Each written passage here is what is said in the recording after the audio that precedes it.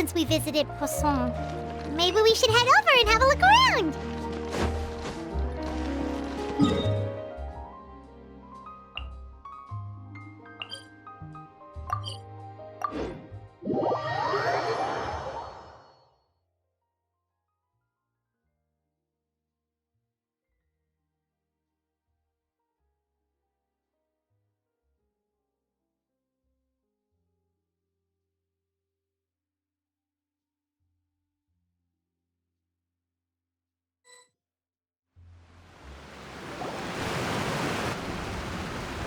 Hey, traveler, Paimon.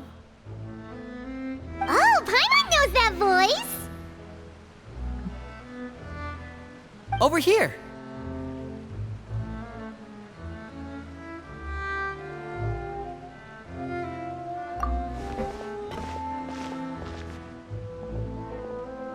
To borrow one of the more popular turns of phrase at the moment, this appears to be quite the fated reunion. Running into you two out of the blue like this has really made my day. I certainly wasn't expecting it. You can say that again. What brings you to Poisson? Wait, Paimon's got it! You must be here for one of your magic shows, right? Actually, we've run into a bit of trouble on the home front, so Father arranged for us to stay in Poisson for the time being. Oh, are Lynette and Fremine here too? Yep, along with most of the other members of the House of the Hearth. You may have noticed Poisson seems a bit more crowded than usual. So you're saying nearly the entire organization has moved to Poisson?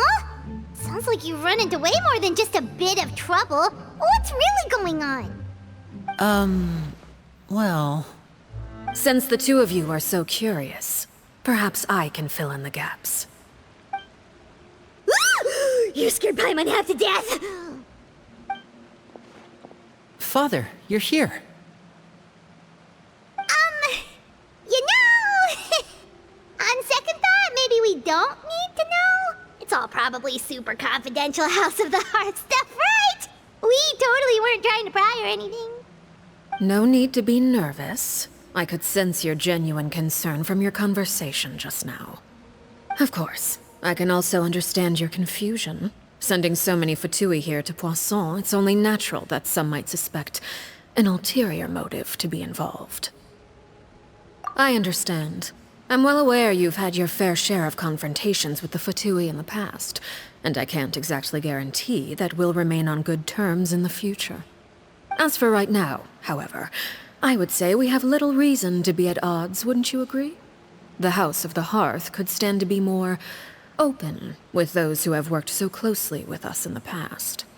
As for the issue at hand, well, it hardly relates to any ulterior motive.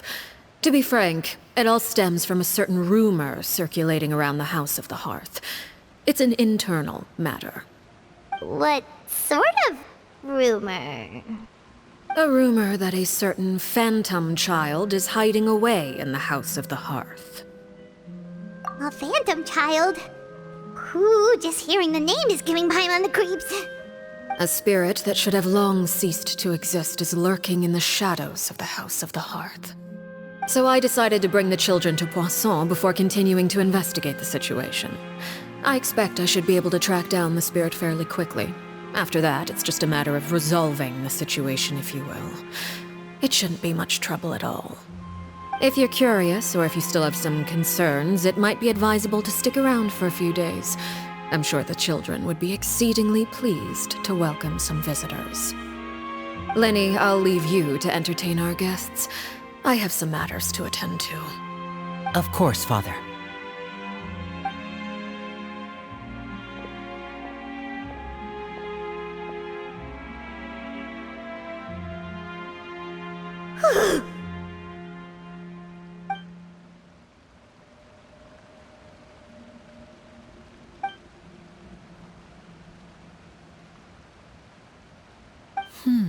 It has long been a dream of mine to invite you to our home and introduce you to my other siblings.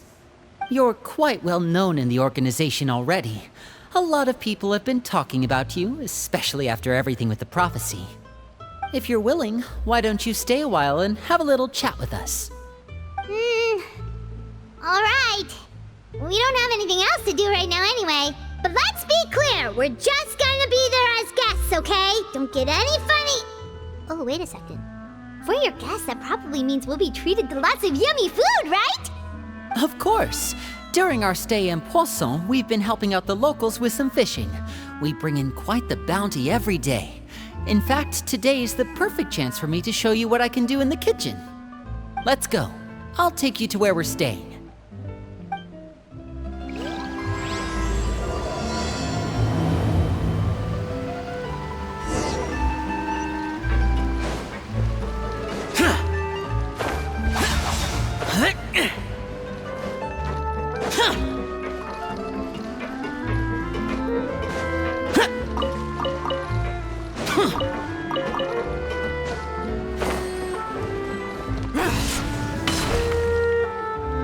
We rented this house from one of the locals to use as a temporary base. I'll come back later and tidy up a bit. After that, it should be all ready for you to stay in tonight. Awesome, thanks! So, where are we off to now? Well, when I happened to run into you two earlier, I was actually in the middle of distributing some supplies. With this many people staying in Poisson, we have to bring in outside supplies every now and then. I should probably make sure the rest of these provisions get delivered, otherwise people might start to get antsy. Okay, we'll come with! There are all sorts of rumors about your organization floating around out there. Paimon's not sure if she could even take a wild guess as to what's true and what's not. But now that we finally have the chance to see a day in the life of the house, we can take a good look at how you operate! Well, you're more than welcome to come along. Just follow me.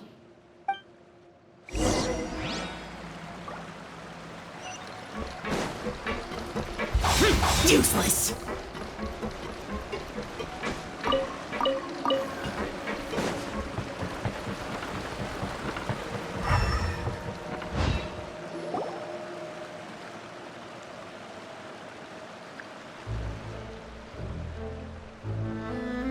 Linny!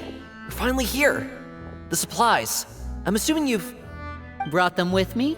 Yep, here you go. Hello? Something caught your eye? It's the Traveler in Paimon! No way! Come here, everyone! Hurry! The Traveler and Paimon are here!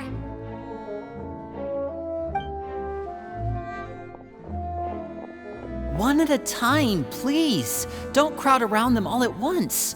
We don't want to scare off our guests now, do we? Oh, it's all right! Gotta say, Paimon didn't realize we were this famous. Of course! Father and Linny have told us so much about you. Father told us about how you helped Linny. According to her, you're a trustworthy friend. And as far as she's concerned, that's pretty much the highest compliment we've ever heard her give. As you can imagine, everyone's been very curious about you. I heard the Traveler is so strong that he can move a mountain with his bare hands. I heard Paimon eats so much that she can clean out the entire pantry at Hotel de Boer in just 3 days! Wait a second! That's the rumor you heard about Paimon? Oh, not cool at all! Oh wait, when guests visit, you're supposed to give them gifts and stuff, right?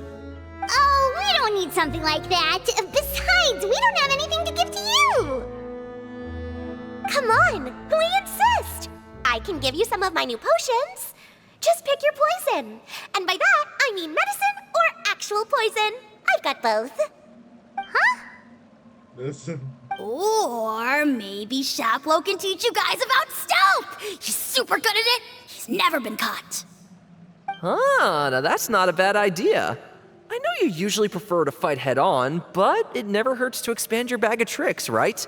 When it comes to eliminating your enemies, staying quiet can go a long way. Trust me, I would know. I was poisoned not too long ago, and I'm still dealing with the after effects. So I'm not quite as good as I was before, but I could still give you some pointers. Wait, when you said gifts, Paimon didn't think you meant poison and stealth tactics. But those are the best things we can give you. You don't like them? Ooh, how about this? Tell me the name of someone who really annoys you, and we'll teach him a lesson for you. All right, Fold, Selwar. I think that's enough suggestions for now. When it comes to being a good host, it's the thought that counts. You don't need a physical gift to make our guests happy. In fact, pestering them with suggestion after suggestion might make them more annoyed than anything. I would say your enthusiasm has certainly gotten across. Really?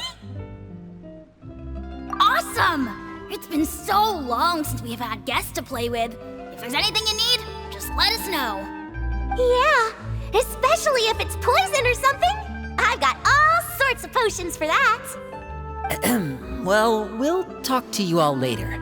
We've still got supplies to distribute. All right, see you later.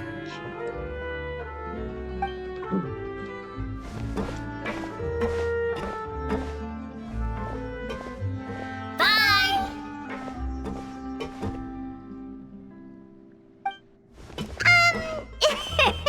Lenny, about all that poison and stealth tactics talk just now.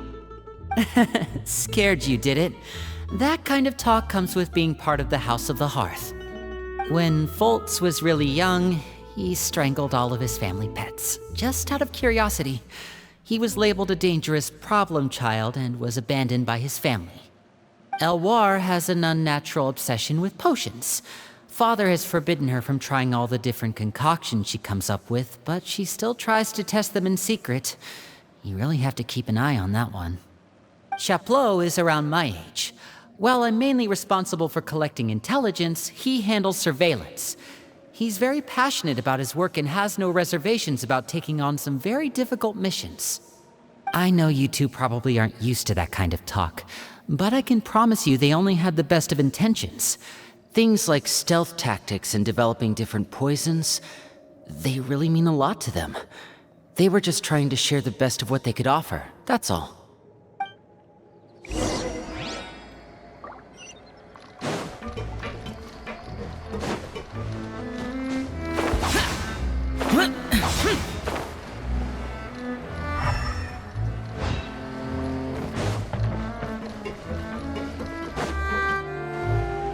Filio, supplies are here.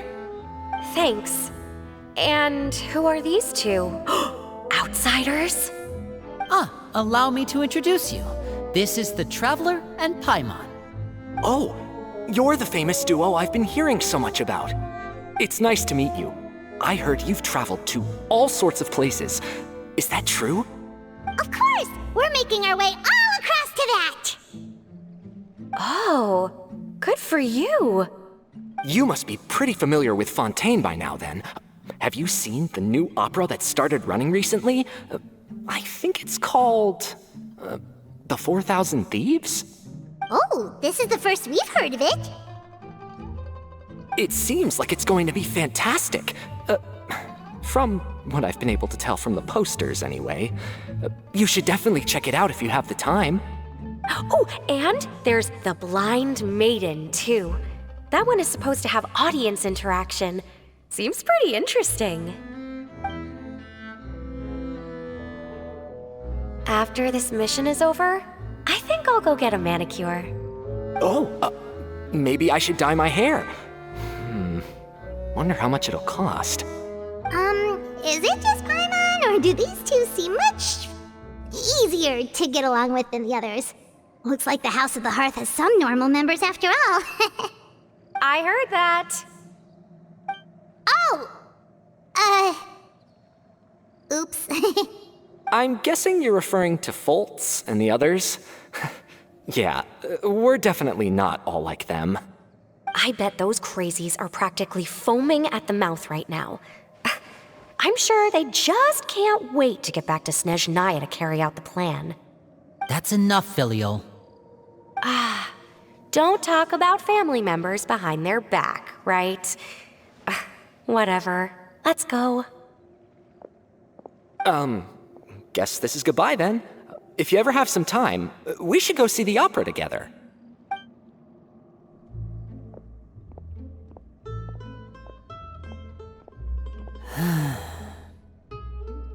Well, that's it for the supplies. We should probably head back as well.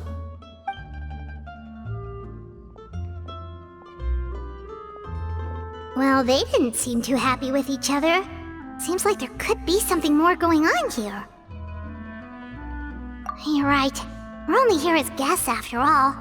Oh, Linny's getting super far ahead. Come on, let's catch up.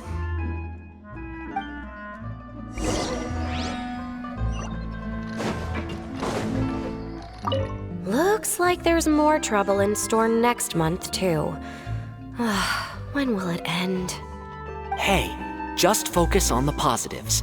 At least our time in Poisson has been pretty relaxing. Don't you think?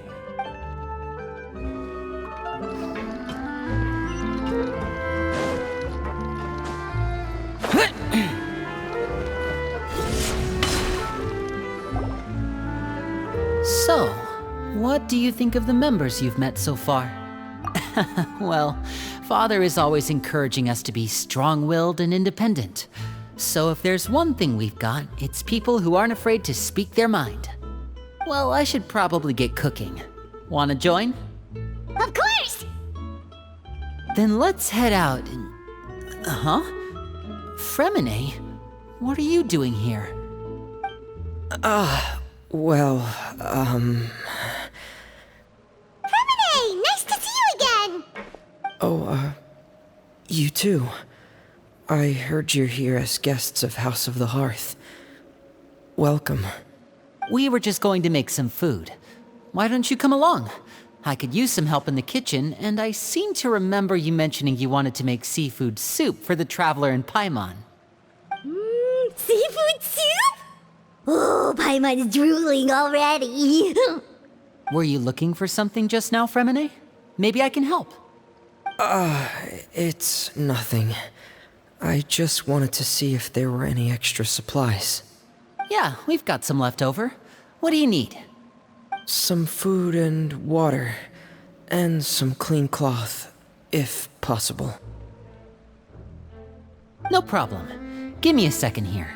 Food, water... Wait a minute. What do you need all of those for? You're not on any missions as far as I'm aware, and you were just going to come eat with us. So what's this all about? I thought I'd grab an extra portion because I get hungry at night. Could be because I'm growing, you know, and... Fremine, you remember what I told you? You're not like me. Your lying skills still need some work. Tell me what's going on. Is it really bad enough that you have to keep it from your own brother? Maybe it'll be better if we gave them some space.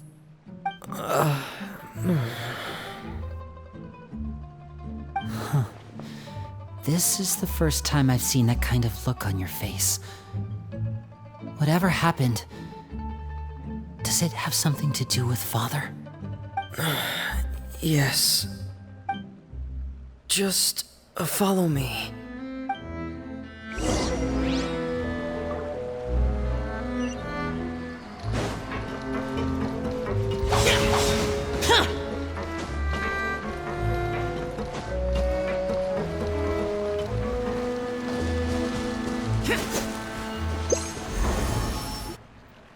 You're back! Oh, and you've brought some friends with you this time. Hello, my name's Linny. I grew up in the House of the Hearth. And you are? Hi, Linny. I'm also a child of the House of the Hearth, just like you. You can call me Clairvy. Clairvy? It's nice to meet you. Does that name ring any bells, Linny? No, not at all. That's not a name we have on our roster, I'm sure of it. What I'm not sure of, though, is how she managed to sneak in. She must be the phantom child Father's been searching for. From the looks of it, I'm guessing you were the one that found her, Fremine. You, haven't told Father, have you? No, I haven't told anyone. I've just been keeping her hidden. For how long? About half a month now. So ever since we got to Poisson then, do you have any idea what you're doing? I know what I'm doing. Really? 'Cause from where I'm standing, it looks like you're hiding the very person Father has been trying to find. If Father finds out about this, everyone involved is going to be punished. You know the rules of the house, Fremine. I know you do. Father doesn't tolerate any form of betrayal. So why are you doing this? I've thought it through. And I just can't hand her over like that. Linny, don't you remember last year? Sheplo nearly died after getting poisoned during that one mission. He wasn't able to get back before the poison started taking effect, and not a single person was there to help him. That night, while I was sleeping, I heard a voice telling me to go save him. I opened my eyes, but I couldn't find the source of the voice. I thought maybe I was just hearing things, but I went to look for him anyway. Luckily, I got there with enough time to save his life. That feeling of being haunted, of hearing voices, it's happened many times in the House of the Hearth. I'm sure you've noticed. So what you're saying is, that was her? She was the one who spoke to you that night? Unless there are other spirits roaming around the House of the Hearth, I don't think there's any other possibility. If Clairvy were our enemy, it wouldn't matter whether she was a spirit or an actual child. I would have acted without a second thought, because that's what Father ordered us to do. But she's been living with us, helping us from the shadows all this time. I think that makes her family. I couldn't just hand her over to be dealt with. Not when there's so much we still don't know. So what's your plan then? You can't keep her here forever. Someone is bound to find out eventually. I haven't thought that far yet. I don't want to disobey an order from Father, but I also don't want to put Clairvy in danger. Come with me. There are a couple things I'd like to say to you in private.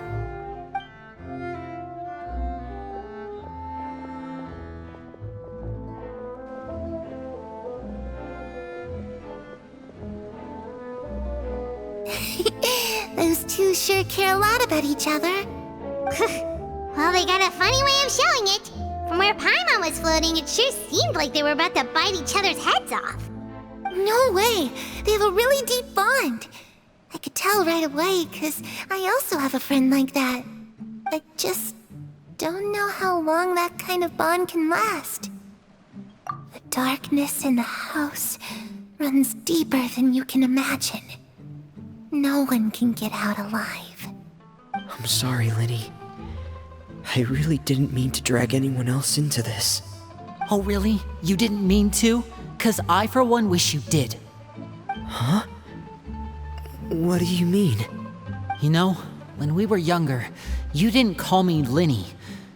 You called me brother, just like Lynette.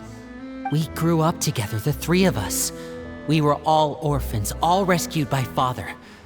Of all the siblings in the House of the Hearth, I think our bond was the closest. Later on, when you started calling me Linny, I wasn't actually surprised. After all, Lynette and I are related by blood. We've had to depend on each other to survive long before we joined the house. Linny, The darkest and most difficult moments of my life happened before you and I had ever met. I'm sure that's true for you as well. Even so, Fremine, we've stood by each other for all these years now, and to me, that means more than blood. You and Lynette are the most important people in my life. No one can replace you. So I won't let you face anything alone. Not if I can help it. Oh, looks like things are getting kinda heated between Linny and Fremine. Maybe we should go check on them. Oh, it's raining. I should put my clothes away.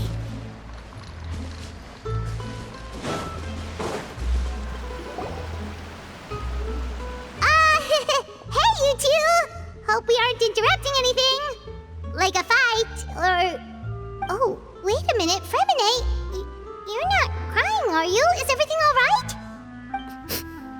Everything's fine.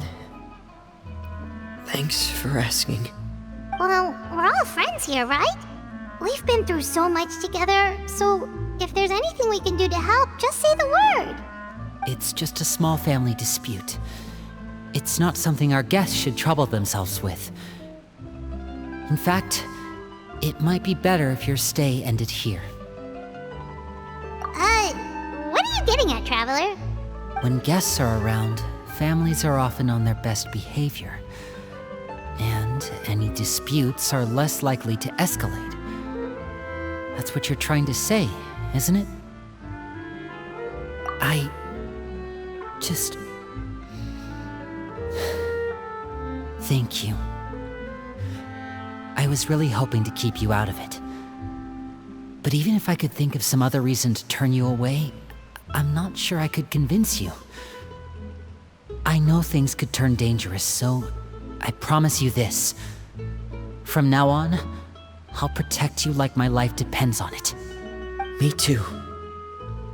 Well, back to the matter at hand then.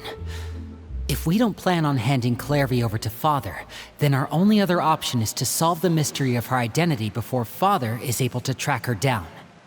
That means finding out where she came from and what she's doing here. Then we can send her on her merry way and pretend like none of this ever happened. I've tried that already. And? And... nothing. I tried taking her somewhere really far away, but... after some time, she just reappeared. She even came with us all the way to Poisson. It seems like wherever the house is, she follows. I don't know much about spirits. Do you two have any ideas? Let's see here. Paimon remembers hearing something like, if you fulfill a spirit's last wish before they died, they'll let go of whatever's keeping them here and return to the ley lines. Oh, it's just that Paimon doesn't really remember where she heard that, so it's not guaranteed to work or anything. Well, sounds like it's worth a shot. Guess that means we should go ask her about her wish. But first, Fremine, I need you to promise me something. What is it? I need you to promise me that this will stay between the two of us. We're the masterminds behind this whole thing. No one else gets involved. Can you do that for me? Of course. I promise. All right. Then let's seal the promise just like when we were kids. Fist bump on 3. Ready? 1, 2, 3. I swear.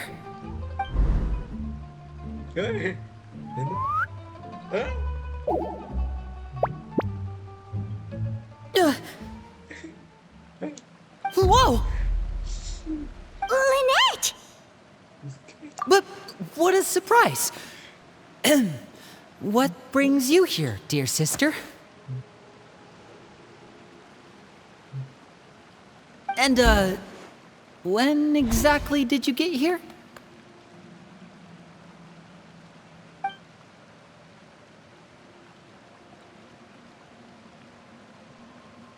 You're an idiot, brother. And you too, Fremine.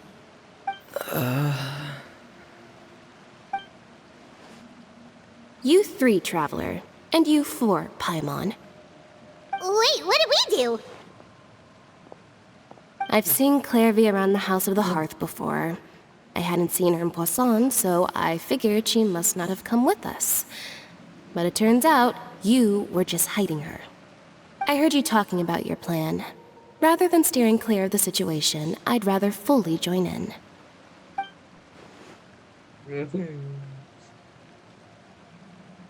If you don't agree, I'll have no choice but to report everything back to Father. Simple as that. You're not giving us much wiggle room here, Lynette. Well, I guess we're all in this together then. After we talk to Clairvy, we'll figure out our next move. There's no time to lose. Let's go.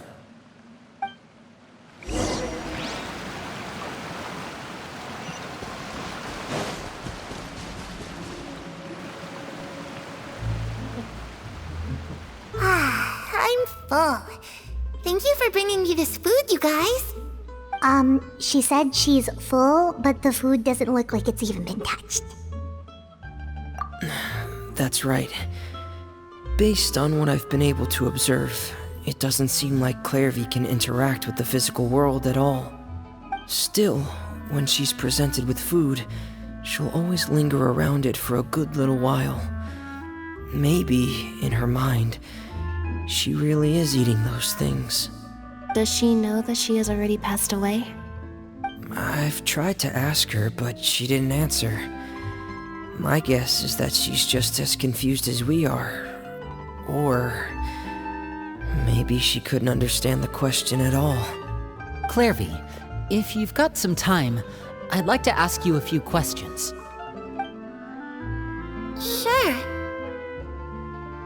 Oh, another new friend. Hi, I'm Clairvy. Hello. Clairvy, how did you join the House of the Hearth? Huh? Isn't it the same for everybody? The knave brings you here and then you can't leave.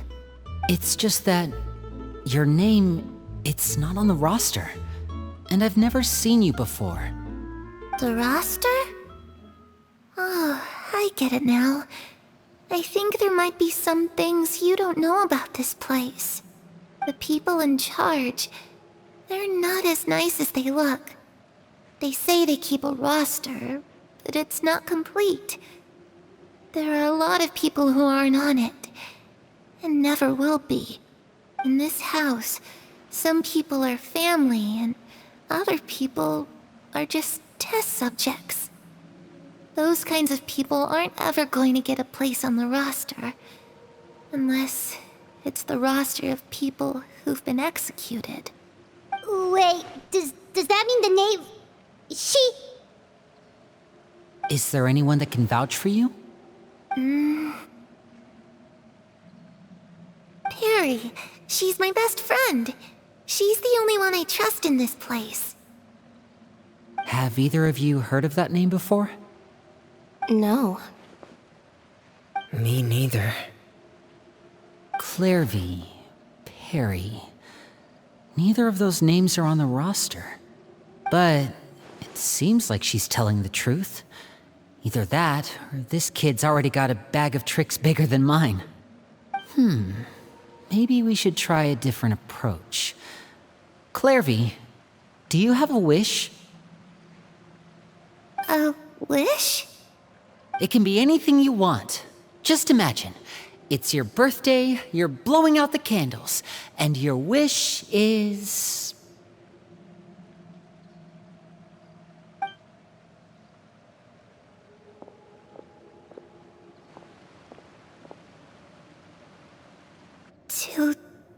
To go outside, where the sun can find me.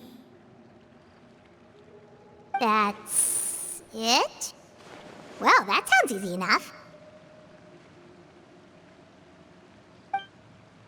The darkness in the house runs deeper than you can imagine. No one can get out alive.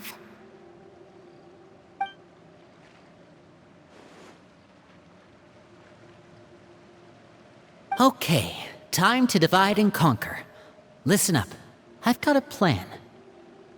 I'll try and find a way to use basic illusory magic to take Clairvy outside and bring her somewhere with sunlight. Lynette, try and find the list of executions that Clairvy was talking about, and see if her name is on it. Fremine, you stay in Poisson. We can't be the only ones who've had run-ins with Clairvy. I need you to collect intel on everything she's said and done.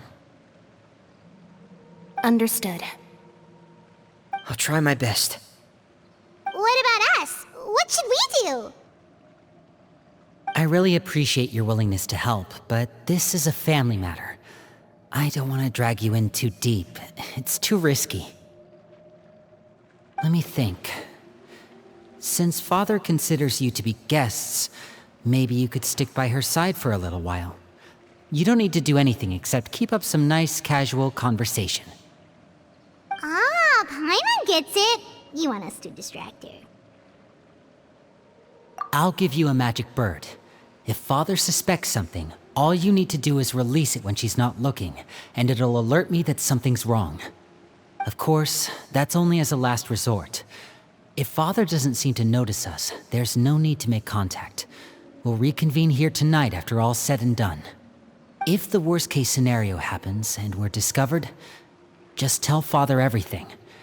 We're not going to let our guests get punished for our own actions. That's where we draw the line. You too. Okay, this is where we part. Father should be at the beach nearby.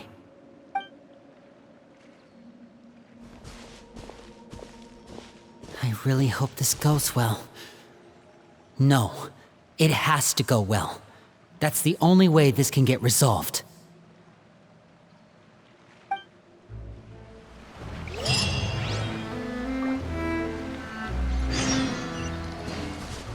Clairvy, I'd like to take you somewhere.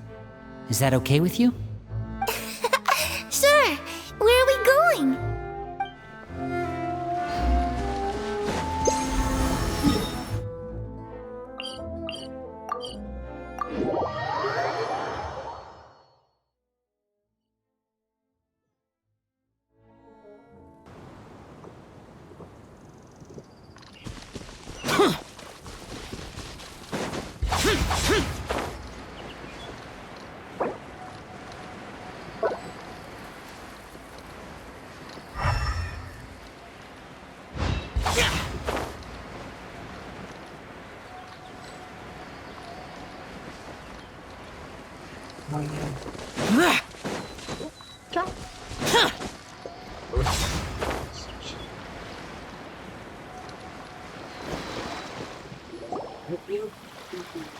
It's the knave and child. Hey, aren't you supposed to be in Snezhnaya recuperating? What are you still doing in Fontaine? Oh, it's you two. I didn't expect to run into you here. I was unconscious for quite a while after the fight in the Primordial Sea.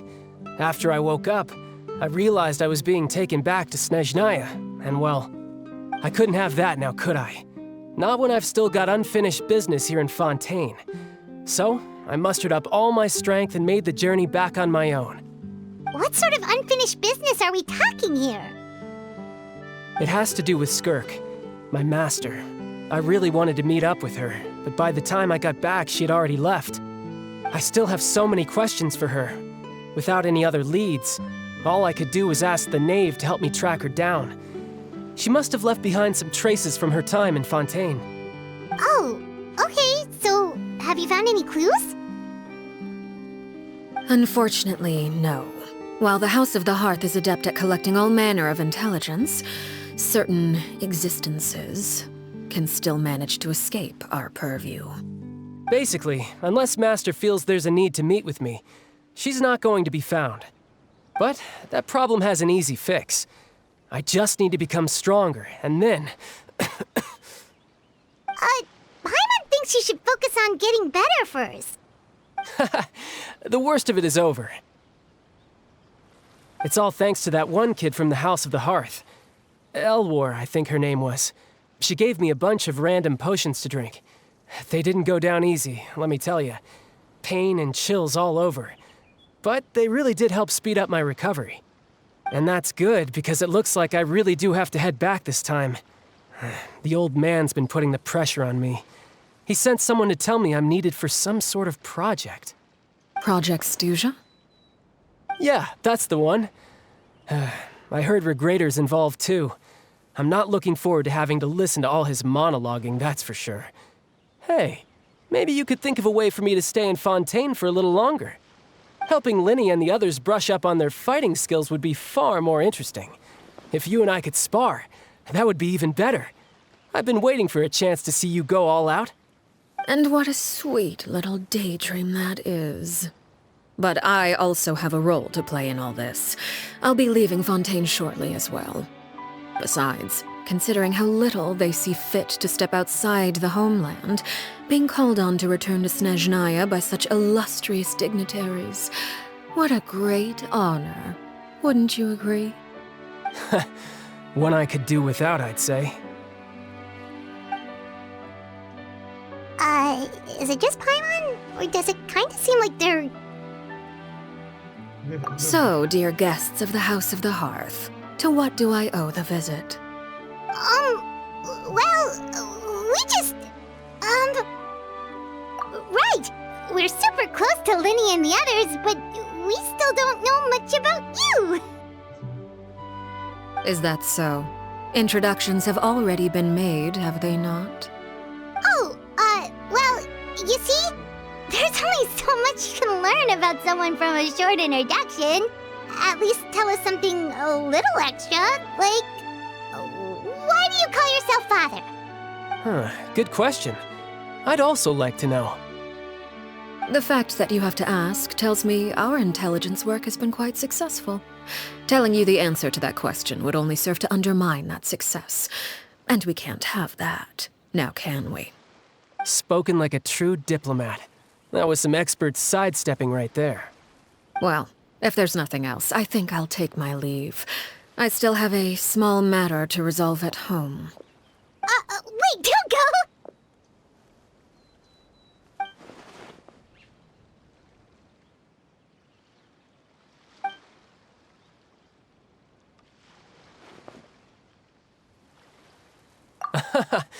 I'd also like to hear the answer to this. I've met some of the members of your organization, and they all seemed like really good kids. They actually reminded me of Tonya and Tusser.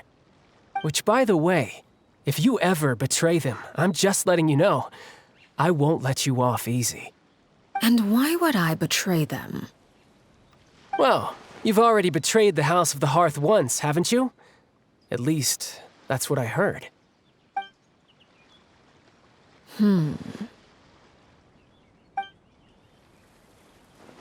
Okay, I admit. That's just what the old man told me. The rooster, I mean.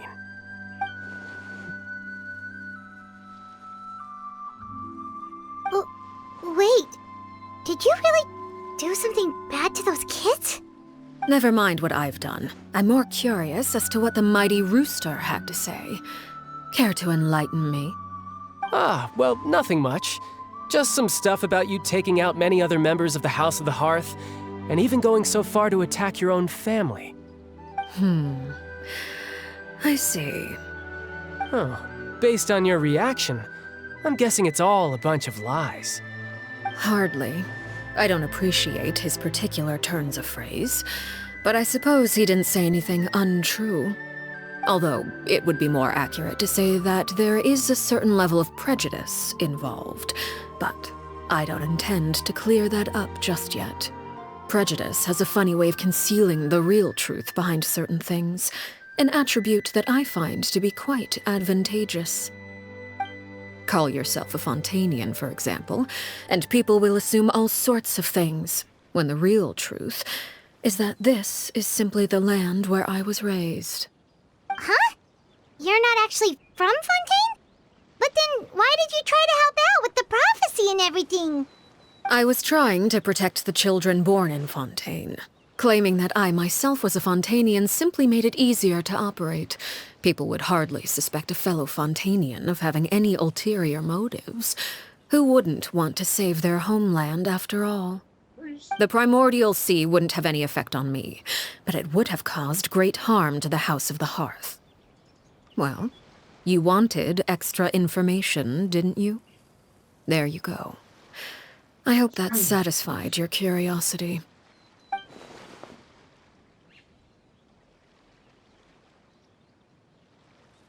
So, you stayed in Fontaine for the kids. I guess I was wrong to believe you'd betray them. Apologies. Looks like I was holding on to some prejudices myself. Good.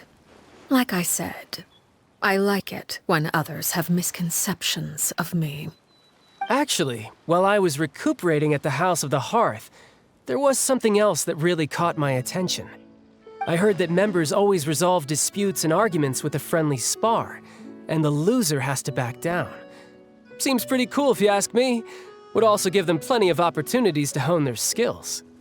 Well, that's only a recent development. In the past, such spars weren't nearly so friendly. The losing party would lose everything, including their life. They were that high stakes? Whew, at least that's not a thing anymore. Well, the current atmosphere's not half bad. I'm a bit jealous, actually. You've got so many family members around you, and you even get to live with them. Having a lot of family around means dealing with a considerable amount of bickering and scheming. Once Tonya and Tusser enter their rebellious phase, I'm sure you'll understand. Just imagine. Tusser becomes obsessed with plucking out strands from the rooster's mustache, or Tonya decides to dye her hair 42 different colors. Okay. I get the picture.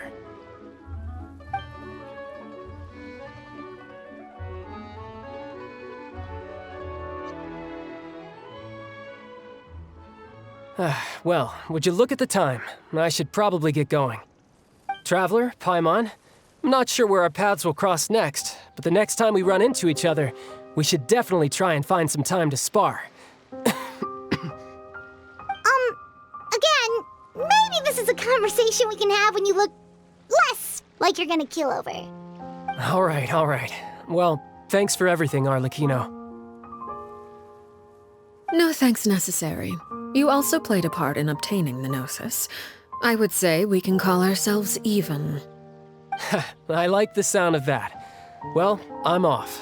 See you all some other time. We should probably get going too. Do you want to head back with us? Oh? You want me to leave so soon? Well, you see, I'm rather enjoying the evening breeze. If you don't mind, I think I'll stick around for a bit. I have some things to think about. Apologies for not attending to you like a proper host. Please forgive this slight. I do hope you'll have a pleasant stay. we managed to keep her distracted until nightfall. Good thing Child was there to keep the conversation going. You don't think she suspected anything, do you? Oh, I wonder if Liddy ran into any issues. Let's hurry back and see how everything went. Oh? You decided to stay a little longer? Let's take in the ocean view together, then.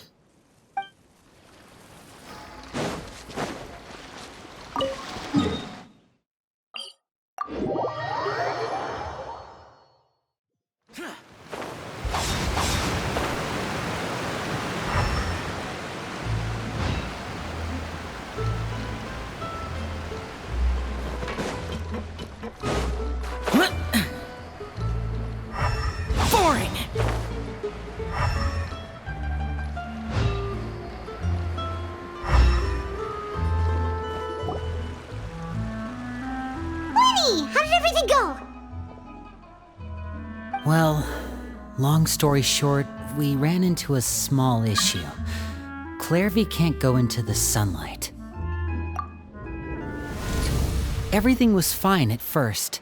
She followed me up to the surface just like I told her.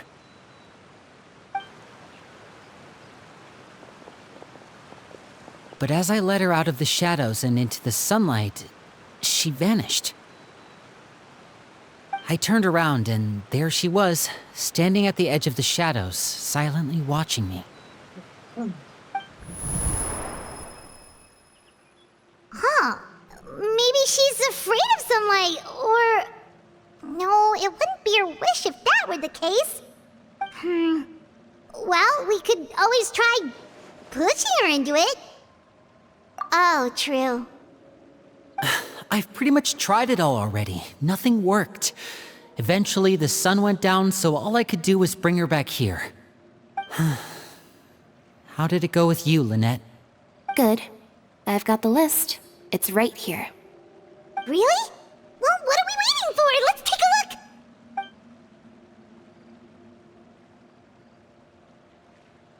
Oh, that's a lot of pages. Oh, it's gonna take forever to get through it all. We can each take a section. Here. La Pouillade, L'Endroit, Chambel, Horaire.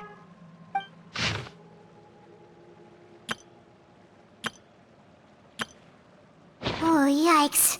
That Horaire guy has a huge scar on his face. He's kinda giving Paimon the creeps. Ah, I've met him before. The scar is from an injury he received during a mission.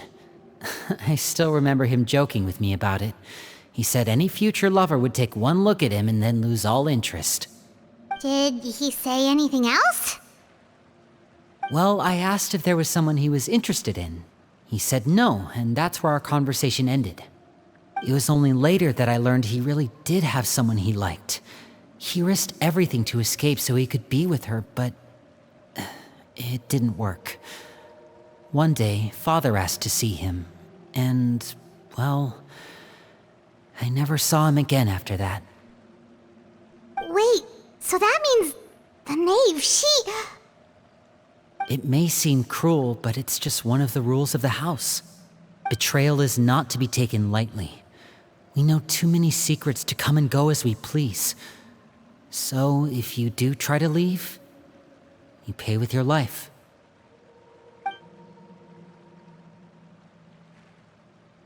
Her name's not here, huh? Well, that's not too surprising. It doesn't seem like this list is complete. It only contains records dating back around 5 years. Let's shift our attention then. Fremine, were you able to find anything out? Fremine. Sorry. I was thinking about something. I managed to talk to quite a few people, but I couldn't help but notice that the atmosphere in the house was a little strange. Strange. Yeah, I mean, I know there have been arguments in the past, times when people haven't gotten along. Chaplot and Filiol are a good example of that.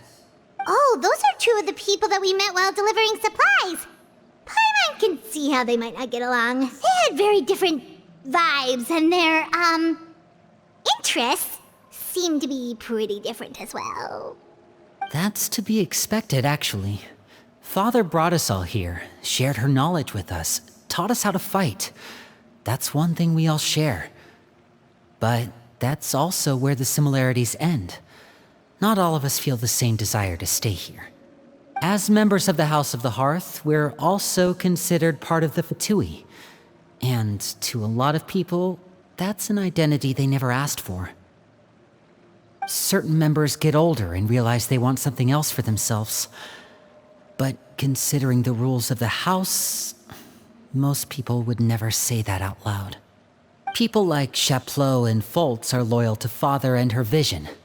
They're proud to be part of the Fatui.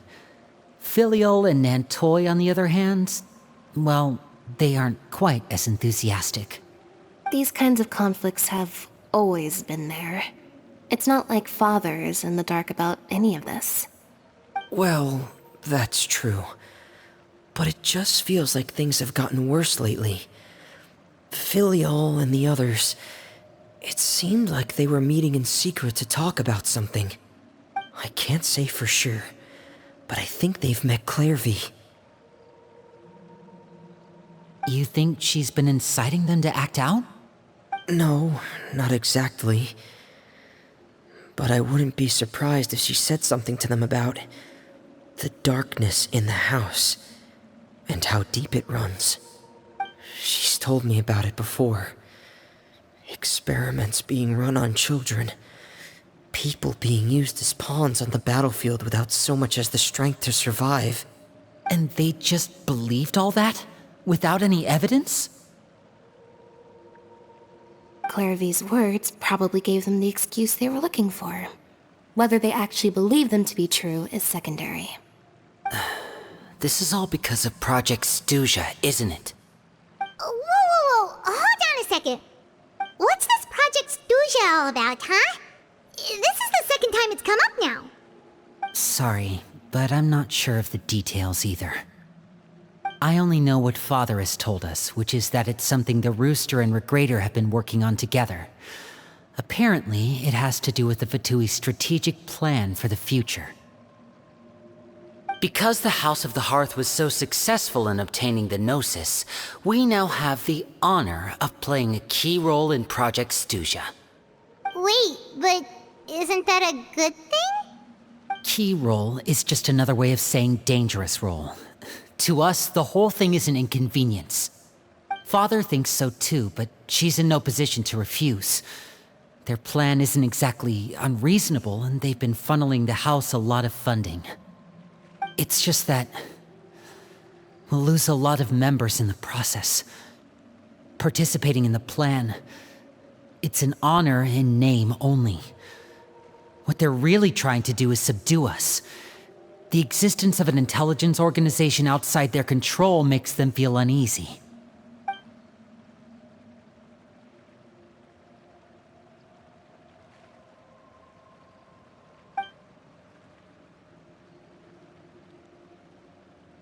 Okay, super complicated top secret Fatui business aside, what does all of this have to do with the conflicts you were talking about earlier? Paimon doesn't get the connection. External pressure has a way of exacerbating internal strife. You can't overlook the power of fear either. People are afraid of dying, and that fear is often the impetus for a lot of stupid decisions. I thought resolving the Clairvy situation would make everything go back to normal, but it looks like things are more complicated than I thought. If we leave Filiol and the others to their own devices, sooner or later, Father will be forced to take action. We can only focus on one situation at a time, brother. You're right. Even if we confront Filiol and the others, it won't do any good. It might even make matters worse. We should focus on Clairvy for now. Well, it's getting late. We should head back and get some rest. We'll try again first thing tomorrow. Lynette, you stick with me this time. Fremine, keep a close eye on Filiol and the others. Make sure they don't do anything they'll regret. Good work today, everyone. Have a good night, and I'll see you tomorrow.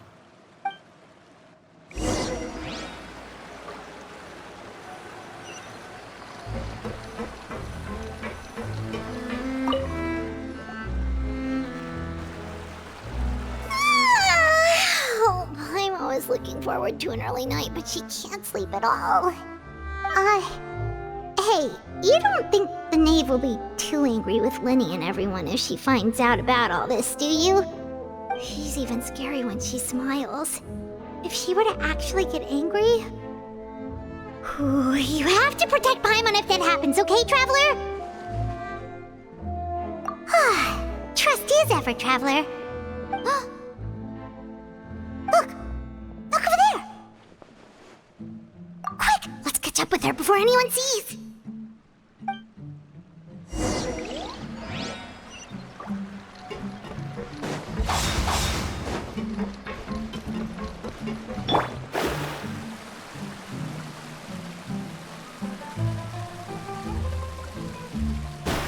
Over there!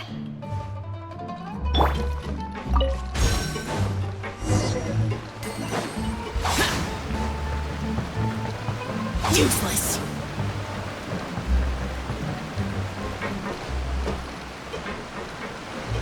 Oh, where is she going? Oh, if someone sees her, we're toast!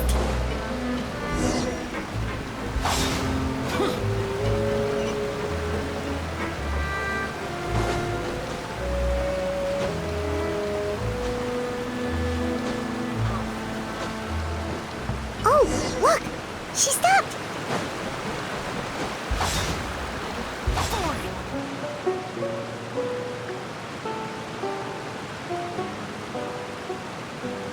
Clairvy! Shh. I opened the window while no one was looking. Look how pretty the outside is. If only I could have more than this.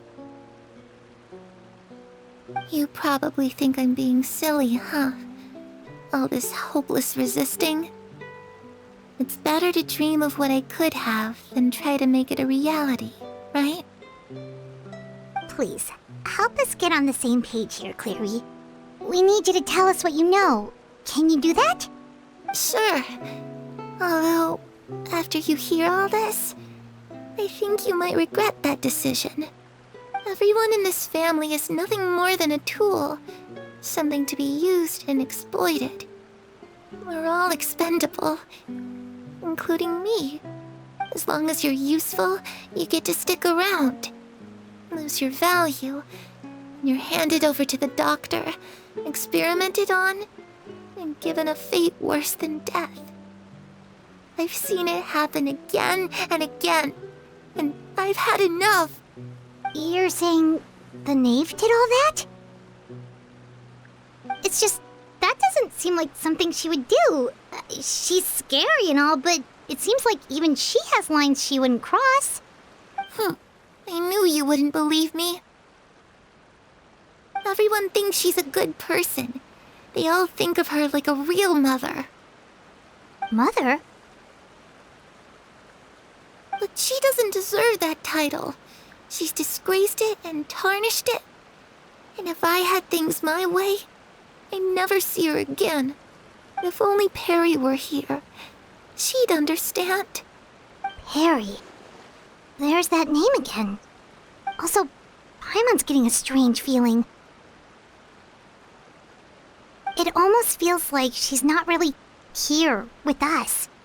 Paimon can't tell if she's actually talking to us or if she's mistaken us for someone else. Well, in any case, it seems like she really needs someone to talk to. We should keep her company for a little longer. She looks so young. But it seems like she's been through a lot. It's getting windy. I should close the window. Ooh, look at the moon. Isn't it pretty? Hey, wanna hear a secret? I heard that if you look up at the night sky in Snezhnaya, you can see the aurora. It's supposed to be super pretty. Even prettier than the moon tonight. Perry and I promised each other that once we're older, we're gonna go see it together. But I can't find her. I'm worried she's also been... No, that wouldn't happen to her. She's special. Mother likes her a lot. I should really go talk to Mother, but we just fought.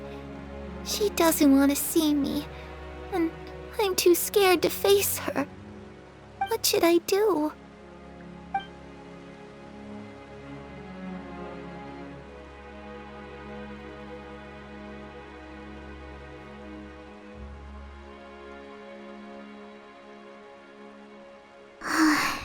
Paimon really doesn't understand what's going on with her. Well, let's head back. We've got an early morning tomorrow.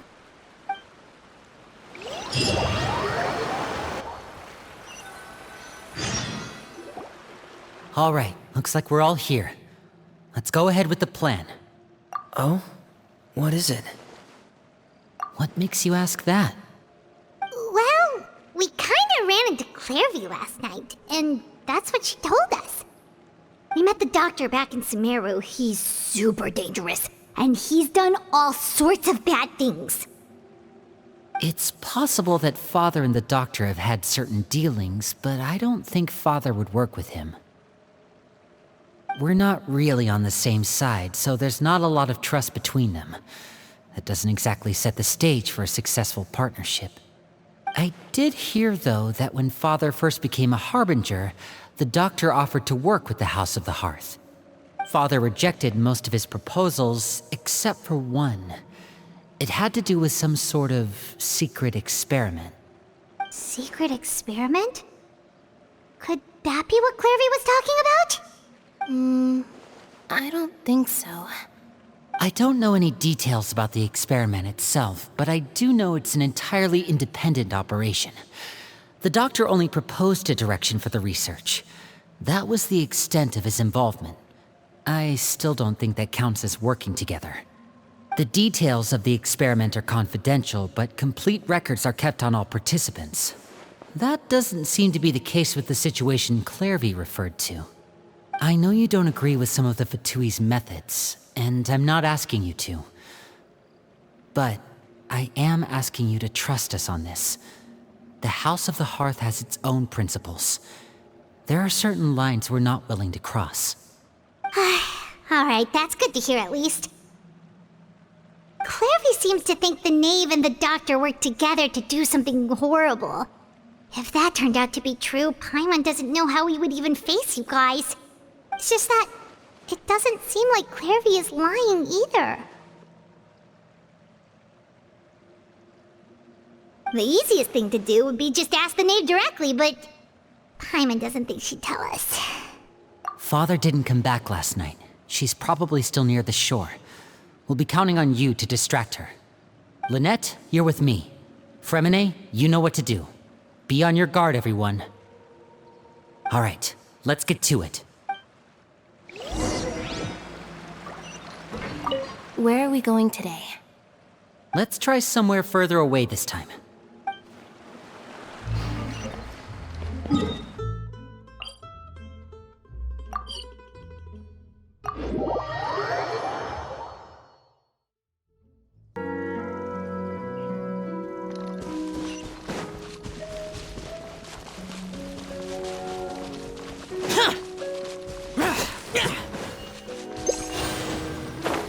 Useless.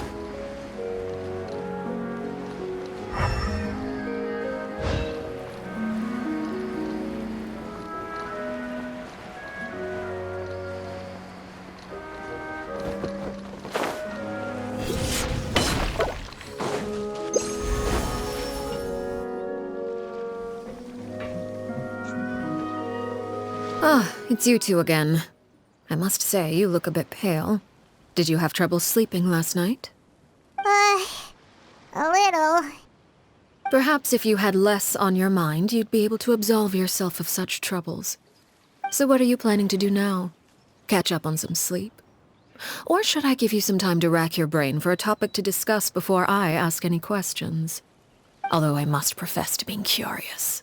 Without child here, how do you plan on distracting me? Us? Distract you? Good one. But no, we were just here for a chat. Looks like you could have used some extra time to think. No matter. If you don't have any other plans, why don't you accompany me somewhere? Don't worry. I'll be sure to steer clear of any scheming children. The ocean breeze is sure nice today. Children always think they can hide things from the grown-ups. But nothing gets past me.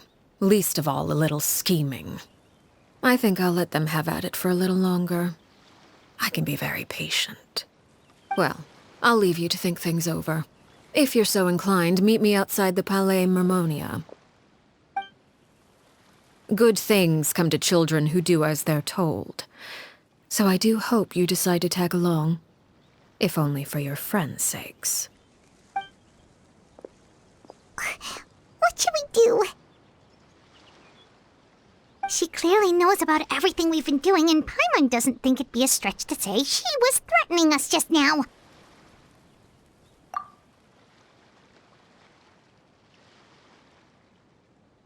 Oh, good idea. Hopefully he sees it in time. Well, we should probably head to the Palais Mermonia. Paimon doesn't want to find out what happens if we don't show up. Based on what the knave was saying just now, it sure didn't seem like it'd be anything good. Okay, then we probably shouldn't keep her waiting. It seems like Linny and the others are on thin ice, so let's do our best to not get them in any more trouble.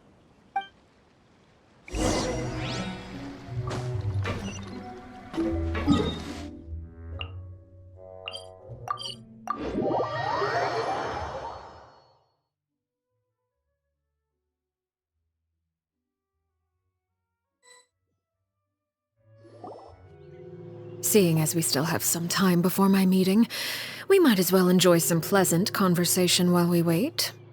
I'm glad to see you get along with my children. Being surrounded by good companions is necessary for a child's development.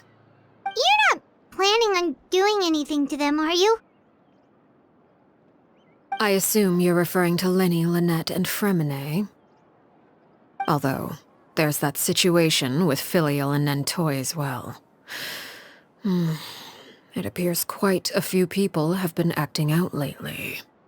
No matter. I'm not one to discriminate. All those who betray the house meet the same fate. There are no exceptions. Does that mean you're going to kill them? Oh, are you here to beg for their lives?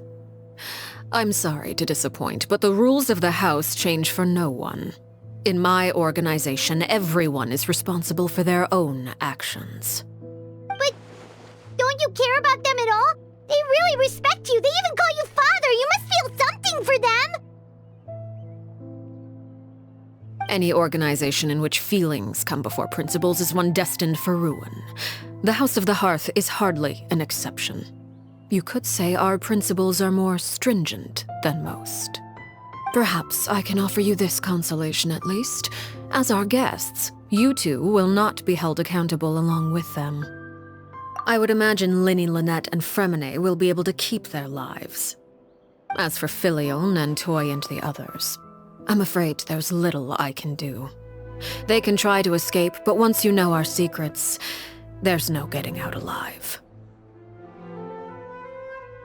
But that's awful. Ah, you seem concerned. Out of consideration for my guests, I suppose I could turn a blind eye for a little longer.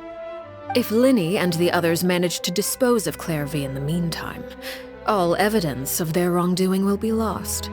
In that case, I could hardly punish them for something I couldn't prove. If their efforts are unsuccessful, on the other hand, all will be held accountable, and the punishment will be severe. Of course. Oh, and here, I believe this belongs to you. Do try and keep better track of it next time. It takes a considerable amount of time to train a bird like this. It would be such a pity if you were to lose it. Permanently. Wait, where did you get that? Well, I'm afraid that's all the time we have to chat. Now, for the matter at hand. I asked you to meet me here because I have business at the Palais Mermonia.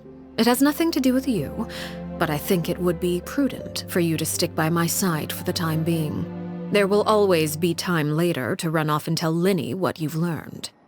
Well, time to go. Looks like we wrapped things up just in time.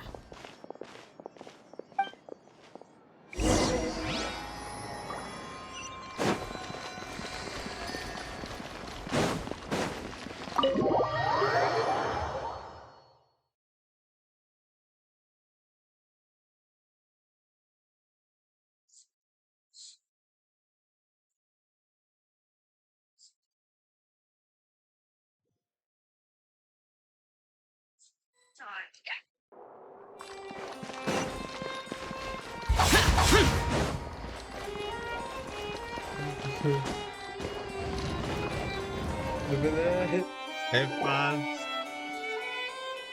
That big pop up. Monsieur Neuvillette. It's been a while, Monsieur Neuvillette. Bush. I must say, I wasn't expecting my meeting request to be approved quite so quickly. The Palais Mermonia operates with an efficiency worthy of admiration. It is only right that an esteemed diplomat such as yourself should be afforded the proper level of respect. Although, if I may speak plainly, I must confess that I did not anticipate we would have the occasion to meet again after presenting you with the Gnosis. I see you brought the Traveler and Paimon with you as well. If I may inquire as to the purpose of your visit. I'll be departing Fontaine shortly. There is, however, an outstanding matter that I would like to see resolved before I go. It requires a rather lengthy explanation, I'm afraid. So I took the liberty of explaining everything in this proposal. Please review it at your leisure, Monsieur Neuvillette.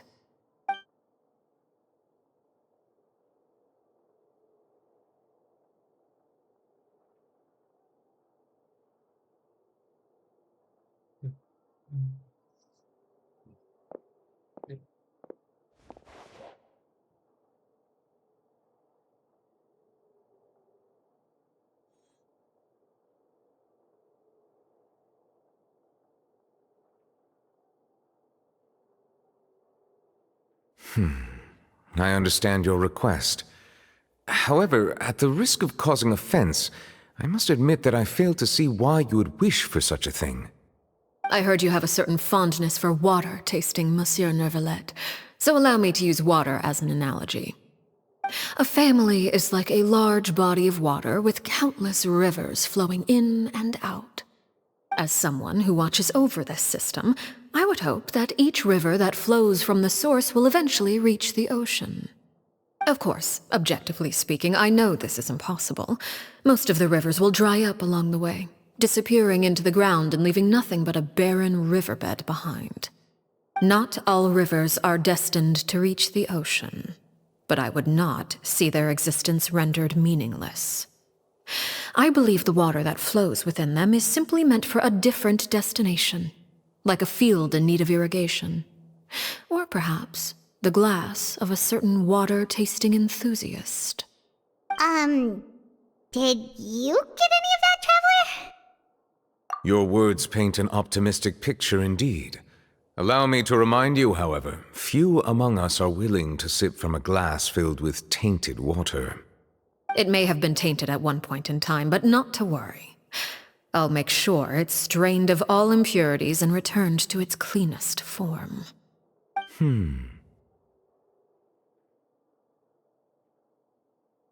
I seem to recall there being a transactional aspect to your proposal. Perhaps you could expound on that?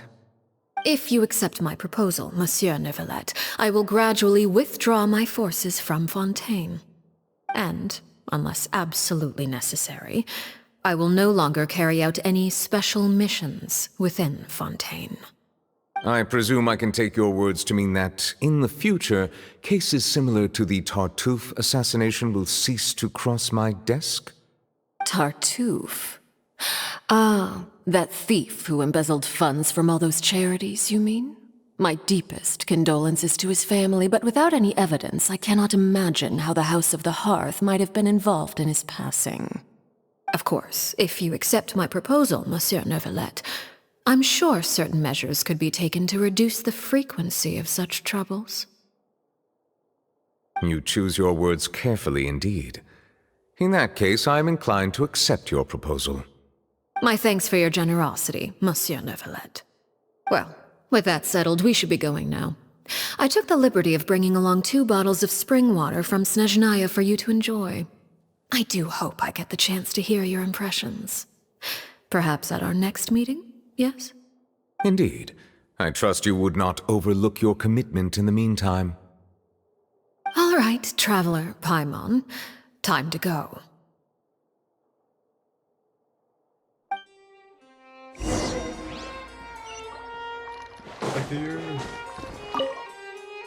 I believe I've told you before that my emotions easily resonate with those of others. Yet in the few meetings I've had with that Harbinger, I haven't been able to sense any aspect of her emotional state. Her mind is like a still body of water. Who knows what darkness lies in its depths, and the lack of ripples on the surface gives nothing away. It's unclear whether this is her natural state of being, or whether it's an incredible strength of will that gives her the ability to master her emotions. Either scenario, however, suggests she is a very dangerous individual. I do not expect an explanation as to why you two are by her side. Whatever your reasoning, I would only advise you to take caution.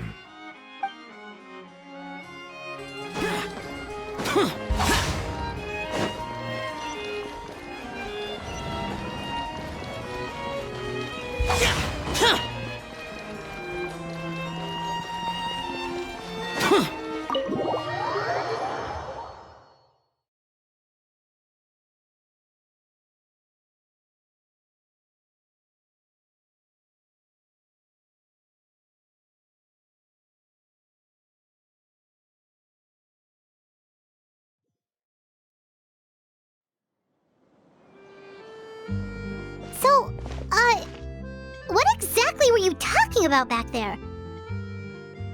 Paimon only heard you mention some rivers, a large body of water, and then some kind of irrigation scheme. You really want to know? I would imagine there might be more pressing concerns at the moment. Winnie, Paimon really hopes everything's going okay. Oh, Paimon recognizes that look. You've got your ticket cap on, don't you, Traveler?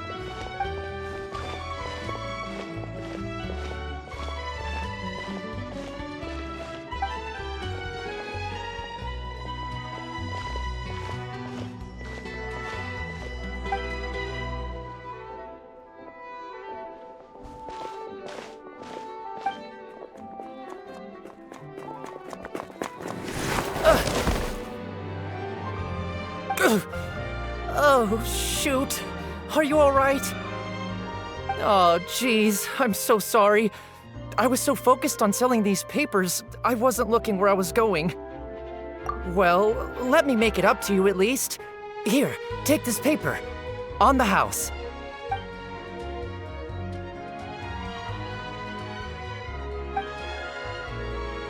Oh, you don't have to give us anything. Please, I want to. It's not like I'm short on supply. All the extras will be useless come tomorrow anyway. It's my fault, really. I was just trying to bring home some extra mora for the family, but I bit off more than I can chew. I haven't had many takers today, so I'm still swimming in papers. What's going on here? Nothing much. I just ran into your friend here on accident. I should probably get going, actually, so... Hold on. Of course, I'm happy to compensate you with mora, it's just... I don't have any on me at the moment. I'll take 3 papers. Here. Your payment. Oh! Thank you for your patronage. May the Archons bless you with good fortune. If only I had the chance to run into such generous customers every day. I should probably just take on a smaller inventory though, right? I'm getting married soon, so sometimes it's hard to not get ahead of myself. Anyway, I should head out. Goodbye! Well, now that my affairs are settled, we should take the boat back to Poisson. We've even acquired some light reading to enjoy along the way. Actually, why don't we stick around for a little longer? Paimon just realized how hungry she is. She can't head back to Poisson on an empty stomach.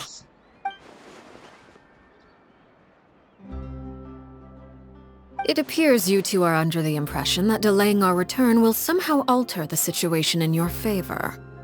I'm sorry to ruin your fantasy, but your efforts are meaningless.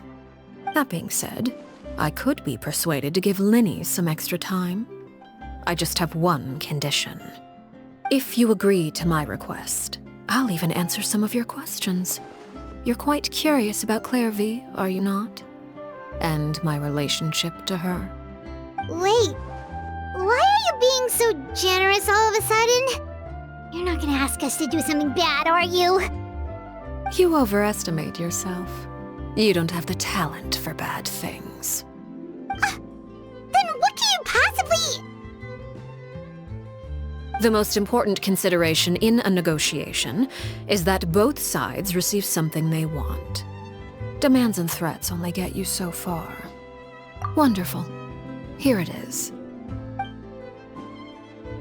When the time comes, make the choice that you deem most appropriate in the situation, and lend your help to the House of the Hearth.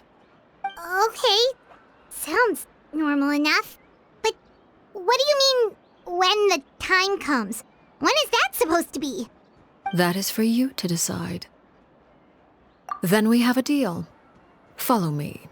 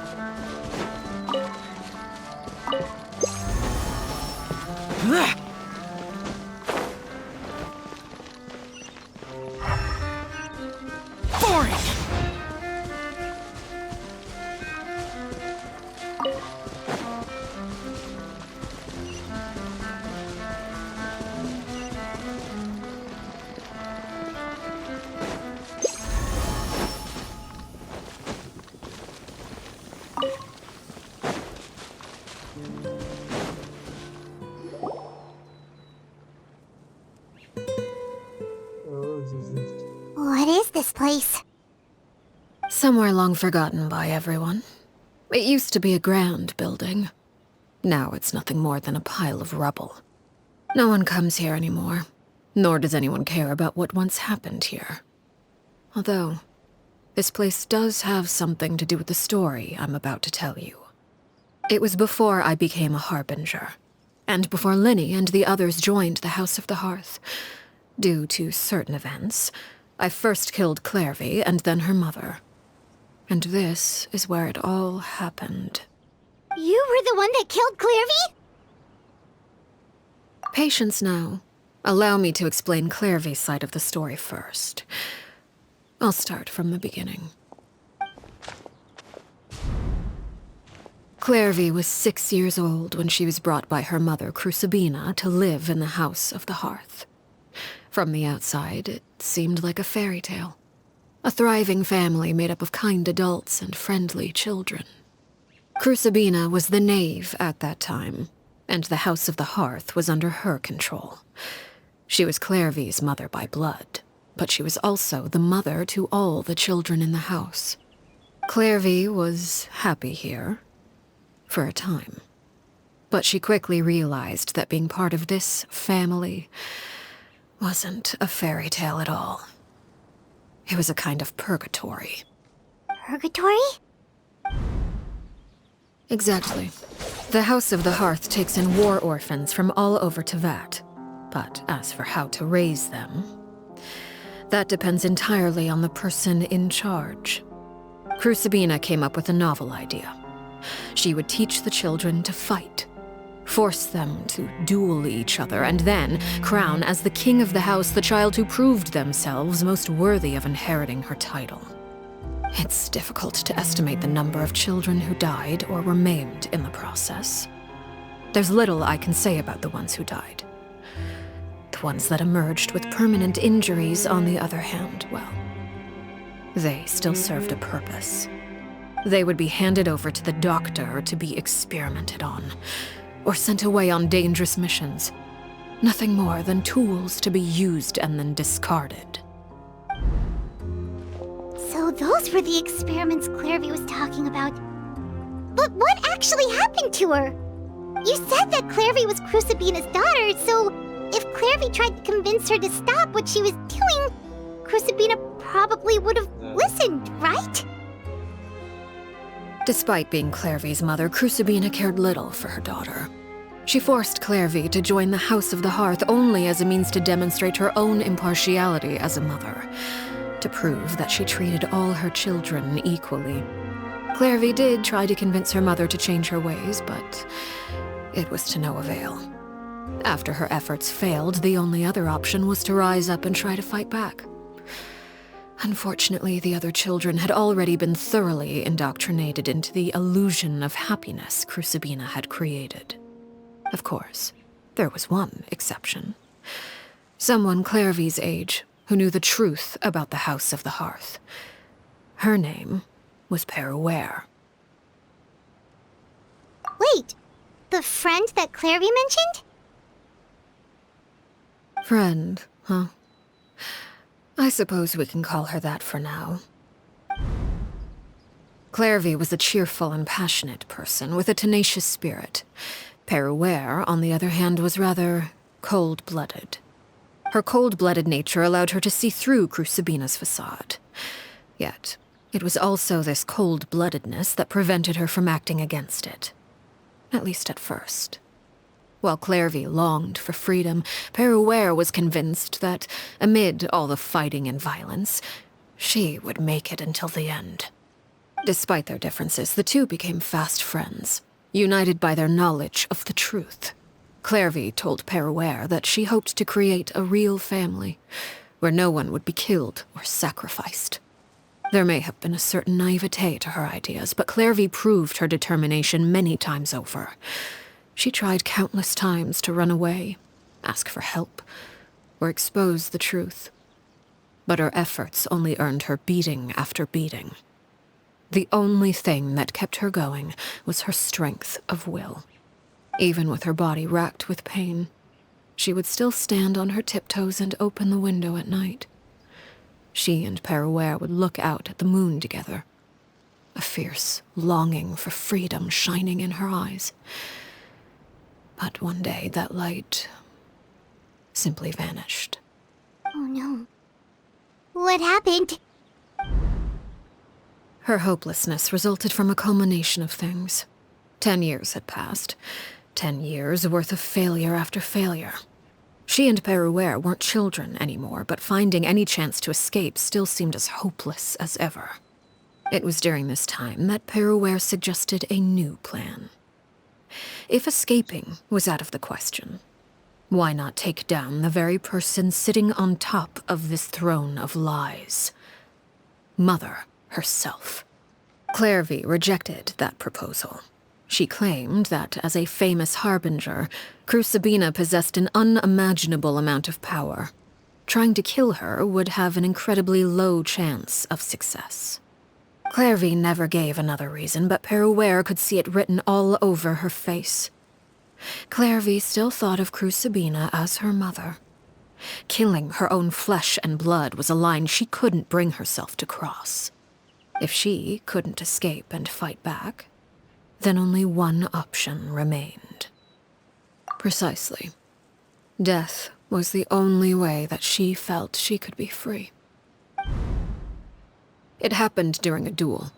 When she arrived at the dueling ring that day, her partner turned out to be none other than Peruere, the very person that had stood by her side all those years.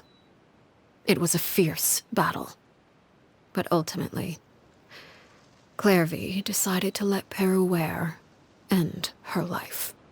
From that moment on, Peruere's journey was one written in flames.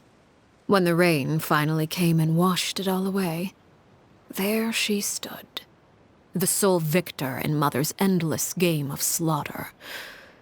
A trail of corpses strewn across her path to success. It was the very result she had predicted 10 years prior. Even then, she believed she would make it until the end. She wasn't surprised by the fact that she emerged as Mother's undisputed heir. Rather, her success left her with an inexplicable sense of restlessness. She was unsettled. And there was only one thing that could quell that sensation. Perhaps you two would like to take a guess as to what it was? Crucibina, you mean? But... Correct. This is the place where Peruere killed her best friend. A mere year later, this is also the place where she fought tooth and nail to kill the mother they shared. The moment she acted, any conception of what was right or wrong ceased to matter. It's one of the principles of the house. Only those who survive get to write the rules. Peruere won the battle, and became a harbinger herself. After which Her Majesty, the Tsaritsa, bestowed upon her a new name. Arlecchino. So the Perry Clairvy was talking about... It was you all along. You're Peruere. Arlecchino is just a name you got later. I left that name behind long ago. I must say, hearing it now does bring back memories. After I defeated Crucibina, the moniker of Mother died with her. I chose to forego the title she called herself, and even chose to give up my own name. I rebuilt the House of the Hearth under a new identity. Not only as Arlecchino, but as father. And that is where the story ends. Any more questions? Yeah. Based on what you just told us, Clairvy wasn't a little kid when she was killed. So the Clairvy we met... Was she really a spirit at all? I suppose you could call her an illusion born of flame. Her existence is like ashes to a fire. Something left over in the wake of blaze and ruin. You see, a certain power runs through my veins. It's not unlike a curse. My flames leave behind shadows of anything they consume. Of course, The chances of those shadows morphing into a sentient entity are exceedingly slim. Clairvy is a very special case. Clairvy died when she was 16 years old, but what emerged from the flames was her 6-year-old self. Her appearance wasn't the only thing affected. Most of her memories were lost to the blaze as well. Memory is a mysterious thing indeed. Losing a portion of your memories will alter your sense of self. Lose 10 years' worth, however, and it would be like living in the past. Like returning to a version of yourself that never grew up. No wonder Paimon got such a weird feeling when we were talking to her. Perhaps I should put it this way. Clairvy is someone trapped in time. It may seem like she exists with us in the present, but she truly lives in the confines of her own past. So if all of that is true, then you must have known about Clairvy for a long time. Indeed. She's a rather volatile and unstable entity. Sometimes she would look after the children. She's even saved some of their lives. But other times, she would hide from me and become obsessed with revealing the truth about the house to anyone who will listen. Shadows don't have the capacity to learn or grow. Any new information they encounter is quickly forgotten over time. Your attempts to expose Clairvy to sunlight, they failed, yes? The reason is actually quite simple. In Clairvy's mind, the house is impossible to escape, and it is this very perception that traps her there. But no matter. All I have to do is kill her again, and all will be resolved. I don't anticipate so much as a single speck of ash will be left behind this time. Wait! Paimon can understand why you might want her gone, but isn't there another way? So what if she's trapped in her 6-year-old self? She's still your friend! At least talk to her first! It's too late for that. She broke the rules, and now she must be punished. That goes for Filial and Nantoy as well. She's had quite the effect on them. I hope you understand the difference between Crucibina and myself lies in our formulation of the rules, not our policy for enforcing them. Upholding the rules without question is a trait we both share, because that is how a household should be run. Is this really what you want to do? Whatever could you mean? Don't you want to say a proper goodbye at least?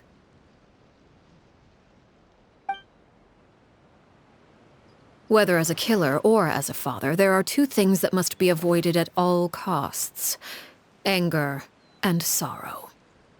Anger makes you impulsive. Sorrow causes you to waver. Well, it appears it's about time to proceed. Before we arrived, I told some of my well-behaved children to bring our troublemakers here by nightfall. I do believe I've kept my end of the deal. I gave your friends quite a bit more time. As for what happens now, we'll just have to wait and see.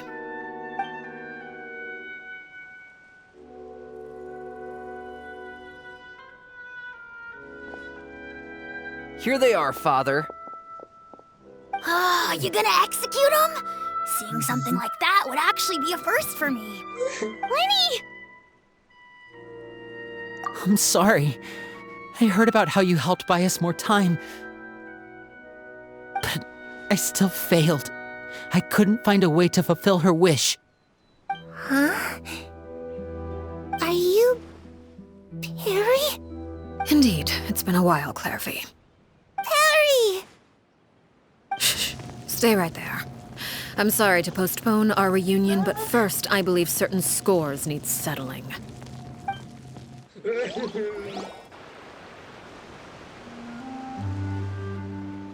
Father, let me explain. Out of my way. Father! You chose to conceal a threat to the house. And for that, you must be punished. Overall, however, I suppose your wrongdoing is hardly the most egregious of the bunch, so I'll deal with your punishments later. As for right now, the more pressing concerns are the traitors among us. By traitors? Do you mean us? Father, let me explain. We didn't mean to... Fultz, why don't you share what you heard? Yes, Father. Secret Midnight Meeting number 3.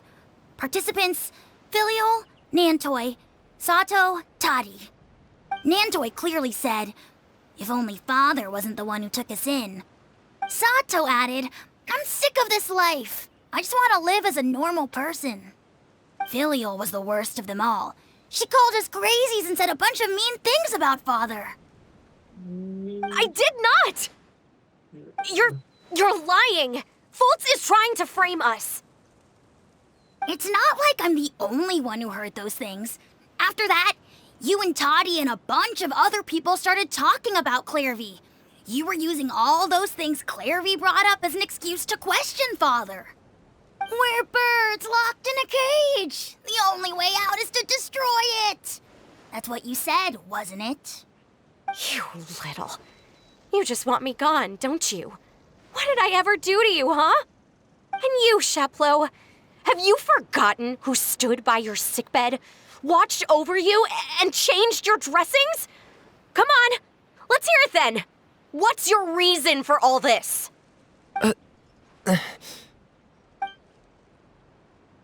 You're wrong, Filial. We don't want you to die. You're our family. Liar. You wouldn't be doing this if that were the case. So why?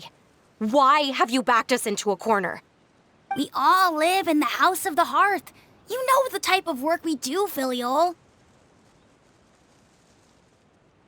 A single betrayal can cost dozens of us our lives. It's not like it's never happened before. That kind of thing is hard to forget. That's why the House of the Hearth cannot tolerate any form of betrayal. Ever since we came to Poisson, you've had 7 secret meetings. A lot of the things you talked about really crossed the line. You've been spying on us for half a month? Wait a second. Now that I think about it, the move to Poisson was just a way to make it easier to spy on us, wasn't it? Because we were all in one place. You've had this planned all along. Filial, Nantoi, I'm sorry. I owe you both my life. I owe Clairvy too. If it weren't for all your help after I got poisoned, I wouldn't be standing here today. If this were any other situation, I would do anything to repay that kindness, even if it cost me my life. But rules are rules. I'm sorry. My hands are tied. Why? Why? That's enough, Filial. We made a mistake, and we should own up to it. We broke the rules, plain and simple. And now we have to face the consequences. I'm sorry, Sheplo. Fultz. I'm sorry, Father. We accept our punishment. Chapleau, according to the rules of the House of the Hearth, how should these traitors be punished? All those who betray the house pay with their lives. And so it shall be.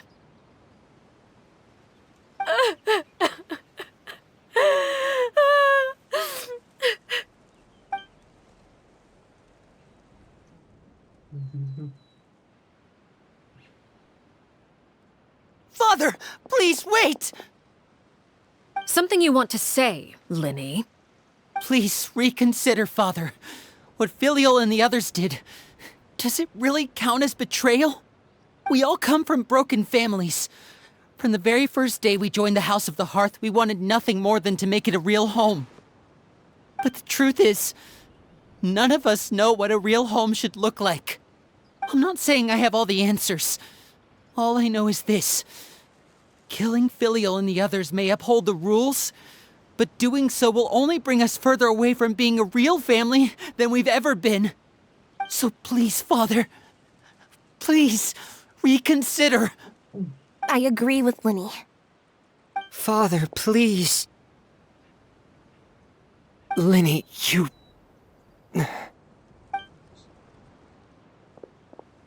I also agree with Linny.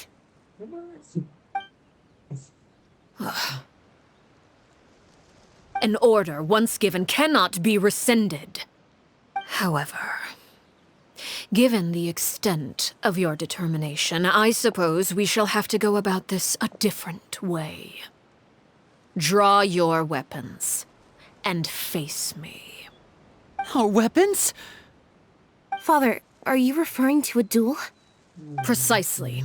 The rules of the house will not be altered. Traitors must be punished.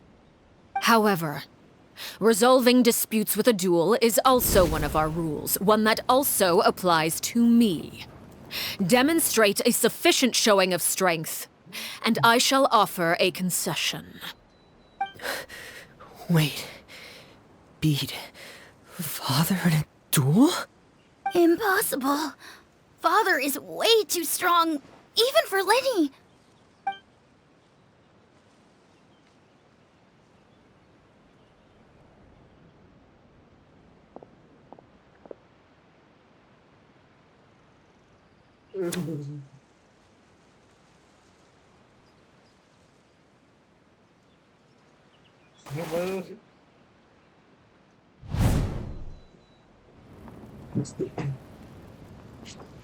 Did you hear that, Traveler? Lenny and the others have to duel the knave. What should we do? Can they really win something like that? If they lose, those people from the house are really gonna be executed. Hey, are you listening?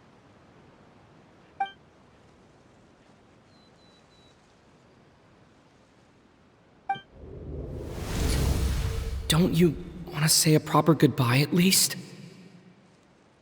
Anger makes you impulsive. Sorrow causes you to waver.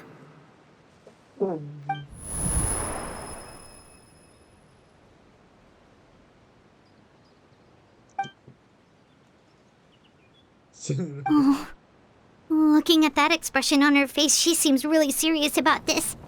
Guess that means there's no chance she's throwing the duel on purpose, huh?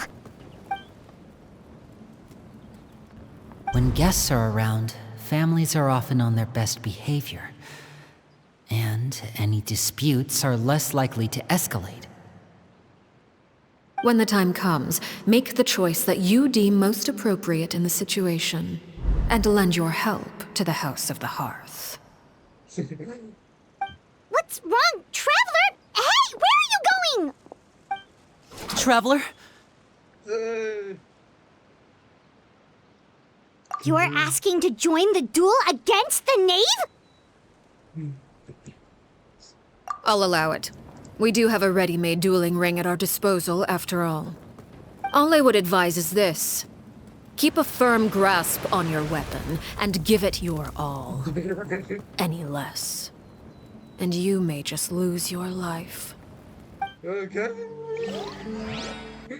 Oh my god. There it is. Let's go. Come on.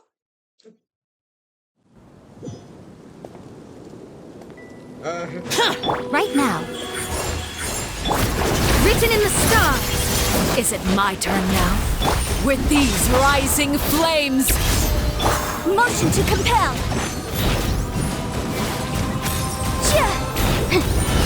Now's our chance! Is it my turn now?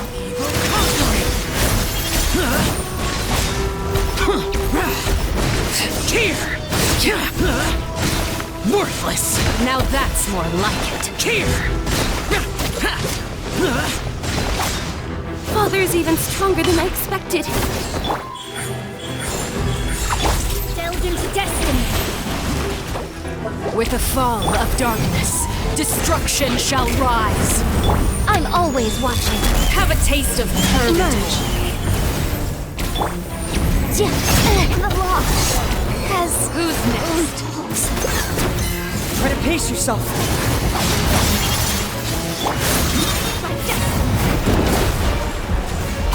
Is it my turn now? Right now. With these rising flames!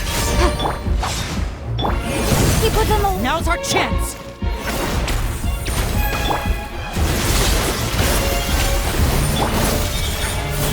Emerge. Spare your energy. Running is of little use.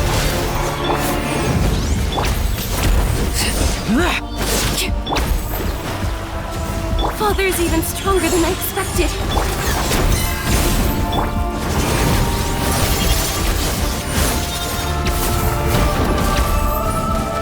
Is it my turn now?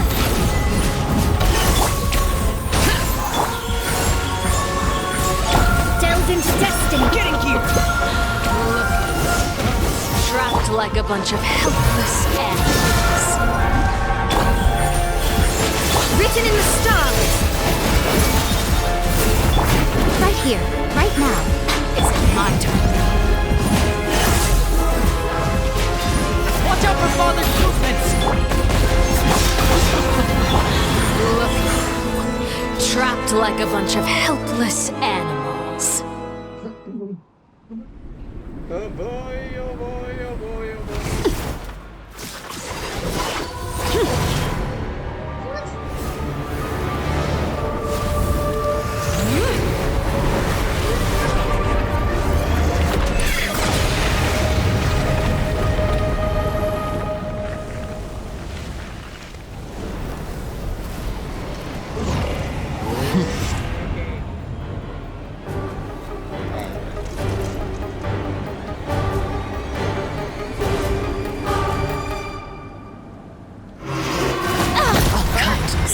Right here. A My sight to blade behold. is all that remains. Emerge. Right here. Shadows of fate. Incinerate. Watch out for Father's movements! Look out! Worthless. Your punishment made manifest. Good. Right now. Now's our chance! Over here.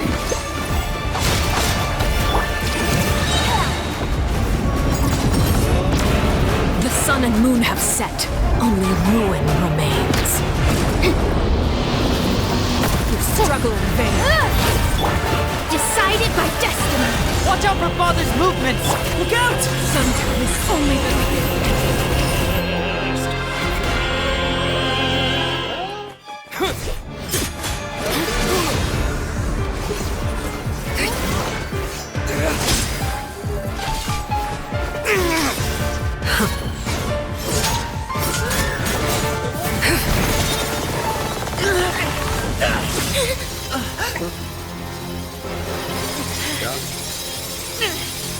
You should know better than to crowd in one place.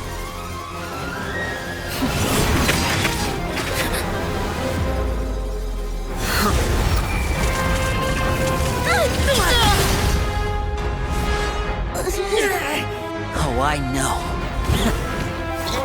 No! I'm sorry, Father!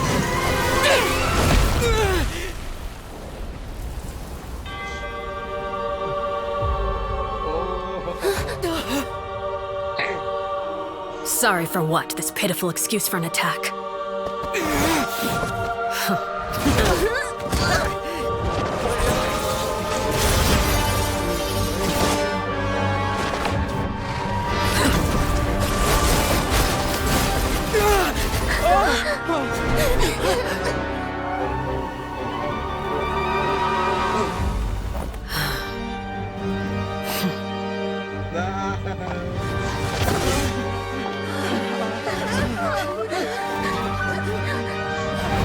Father, no!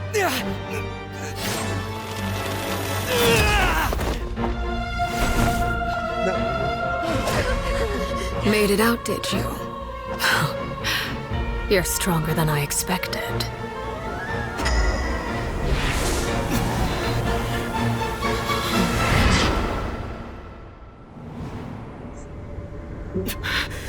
A crimson moon? I can't move.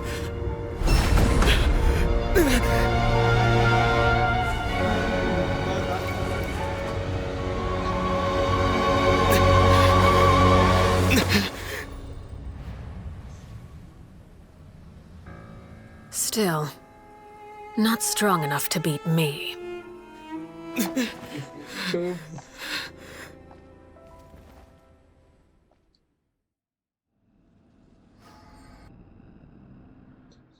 Yes, oh my god, that's awesome.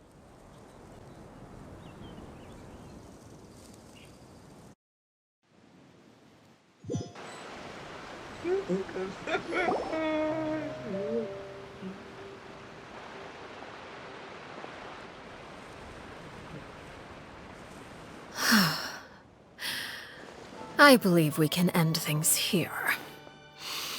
It's not often that we get to enjoy the company of guests, after all.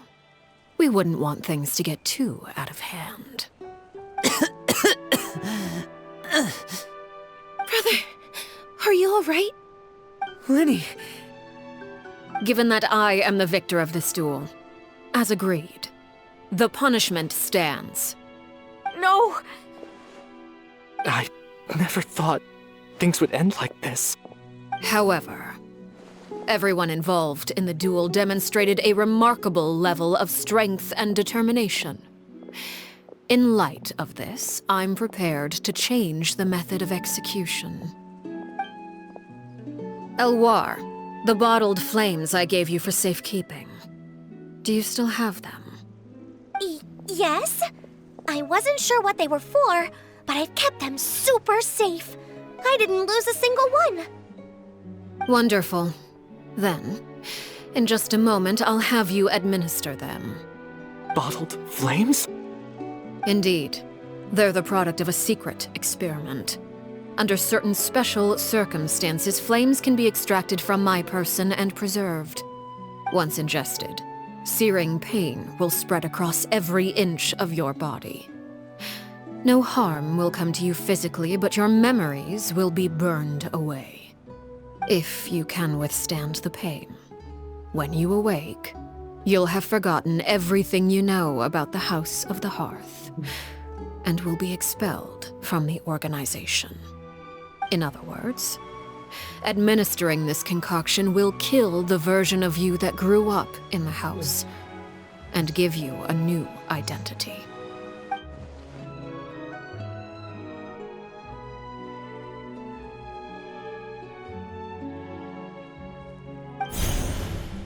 Memory is a mysterious thing indeed. Losing a portion of your memories will alter your sense of self.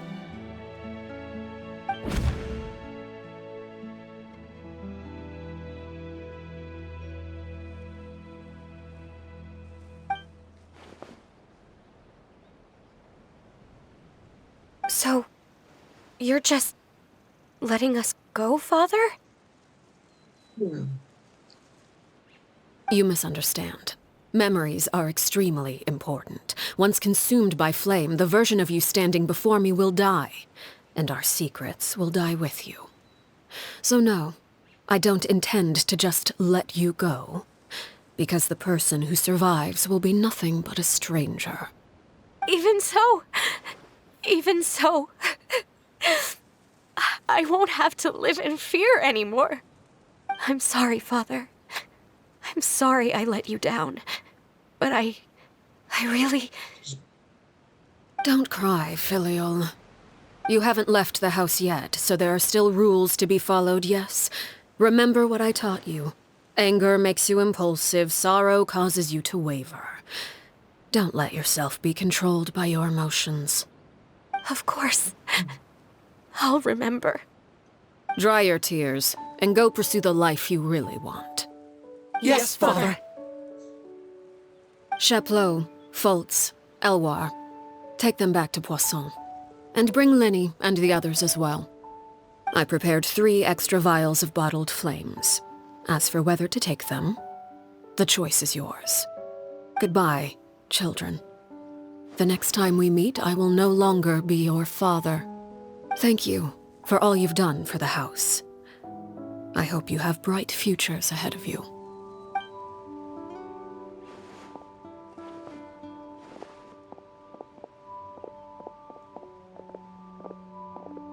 Father.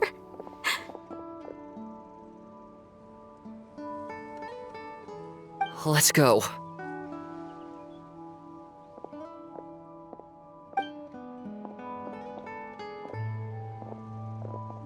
Here, grab my arm, Linny.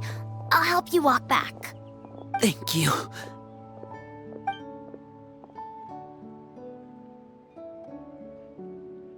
Clairvy.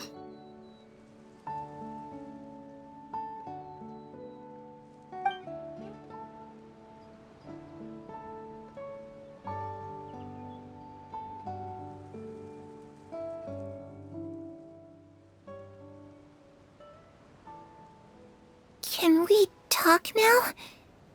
I've been waiting for a super long time. You really are Perry, aren't you? I haven't seen you in so long. How come you're all grown up? Wait, did I somehow travel to the future on accident? Or am I dreaming? What a long dream. Neither. You died, Clairvy. That's what happened. You could have at least sugarcoated it a little. Look, she's so speechless. Oh. Okay then. Huh? That's it? You accepted it just like that? Yep. If that's what Perry says happened, then I believe her. Perry wouldn't lie to me. Plus, I don't really need to know why I'm like this. I'm more curious about what happens in the future. If you're a harbinger now, Perry, that means Mother is gone, isn't she? Can you tell me about it? I want to know what happened to her. And to me. You never stopped trying to defy fate. At first, no one believed you. You could only vent your frustrations to the moon. In fact, you often sought comfort in the night sky. You wanted to see the aurora, so one night we promised each other we would go to Snezhnaya to see it together. Later on, you tried to run away, but you were brought back each time. Mother spared your life, but it wasn't out of kindness. Instead, she decided to make an example of you by slowly torturing you over time. That way, the other children would know what happens to traitors. Still, you never gave up. Mother hoped that through ruthless duel after ruthless duel, she would be able to crown an ultimate victor among the children she raised. But you called on everyone to unite, to fight to a draw in order to reduce casualties. Your efforts may have only delayed the inevitable, but still. You gave them hope.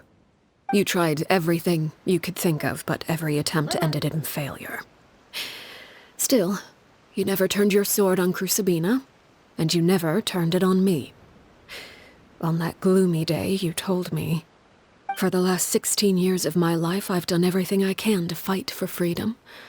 But now, I realize that the only freedom I truly possess is the freedom to choose to die." I never imagined I would say something like that. I must have been feeling really worn down. But somehow, I still think I understand. According to Mother's plan, only one of us was going to make it until the end. And I always hoped that person would be you. If I could do it all over again, I still don't think I would make a different choice. Even when I first met you, I knew you'd be able to do what I couldn't. Is that so? Even now, I'm not sure I truly understand what kind of freedom you were trying to pursue. But as the head of the House of the Hearth and as the children's father, I've tried to give them the most basic of freedoms. The freedom to choose their own fate. It's something I discussed with the Iudex of Fontaine. The children who want to leave the house will have their memories wiped clean of all secrets pertaining to the organization. In return, they will be allowed to live a normal life in Fontaine without being prosecuted for their past. Of course, I won't simply hand freedom to them on a silver platter. They have to fight for it and prove themselves worthy of it. Only freedom that is earned has true value. That's more than enough. That's exactly the kind of life I was fighting for. You know, Perry, I think you're a pretty amazing king, and a really great father, too. I'm really happy that you're the one who took over the house. I guess I do have one regret, though. I still haven't seen the outside world. Well, it just so happens that our dear guests over here have been to many nations and traveled to countless places. Perhaps they would be willing to tell you what the outside world is like. Really? Of course! We've traveled all over the place. We've got so many stories, we could probably talk your ears off for 3 days straight.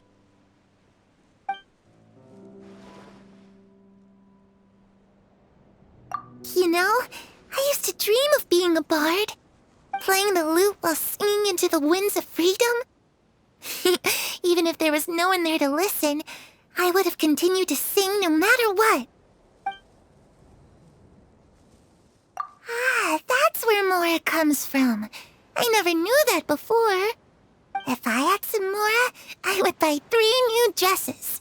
One for me, one for Perry, and one for Mother. It's just too bad Perry doesn't like wearing dresses. And Mother, well, she probably wouldn't accept something like that either. I guess I'd just have to keep them all for me then. I could wear a different one every day. Those yokai you mentioned, what do they look like? I once saw a drawing of this one guy with horns on his head and a super scary face. Are there any yokai like that? Oh, sounds like you're talking about an Oni.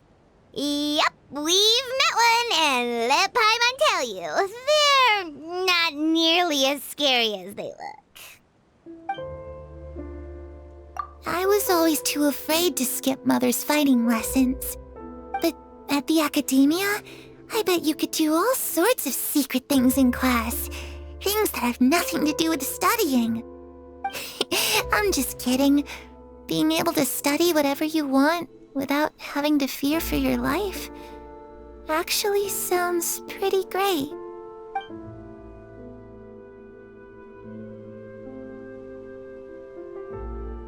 The situation was super dangerous. Lenny and Lynette were accused of committing a crime, and they were going to have to stand trial at the Opera Epicles.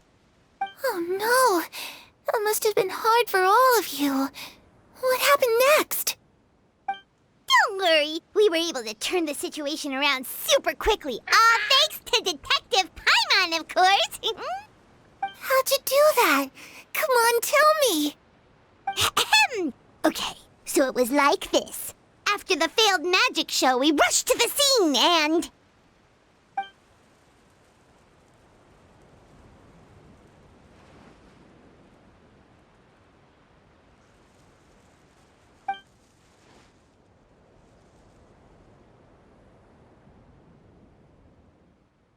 Shadows don't have the capacity to learn or grow.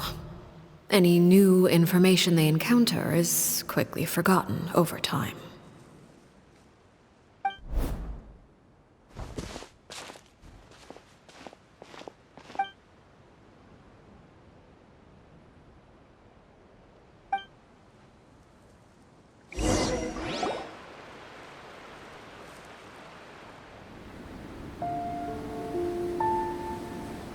Clairvy, you've worked tirelessly from the shadows to overthrow the House of the Hearth. Now, by my authority as the Knave, I shall announce how this matter ends. You are hereby expelled from the House of the Hearth. You are no longer tied to this place, nor are you bound by its rules. You're saying that I can finally leave? I get to experience the outside world as well? Oh, I almost forgot. There's no getting older for me. Still, seeing who you grow up to be. Makes me really happy, Parallare. Take care of yourself. Goodbye. May we meet again someday.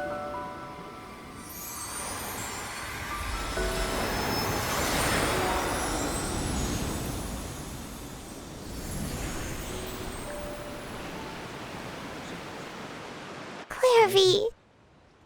She left so soon. Paimon didn't even get to finish her story. I also have certain sentiments left unsaid. I wanted to tell her that the aurora I saw in Snezhnaya was just as beautiful as the ones in the pictures. But a shadow's memories reset at dawn. Had we delayed any longer, we wouldn't have had the time to say goodbye. Whatever regrets may linger, let them be lost to the coming of a new day. Father? It's Linny! Hey, Linny!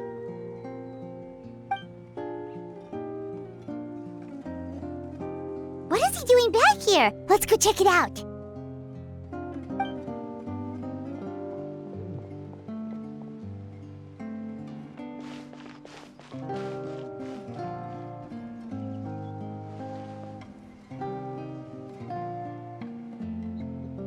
Father, the bottled flames have been administered.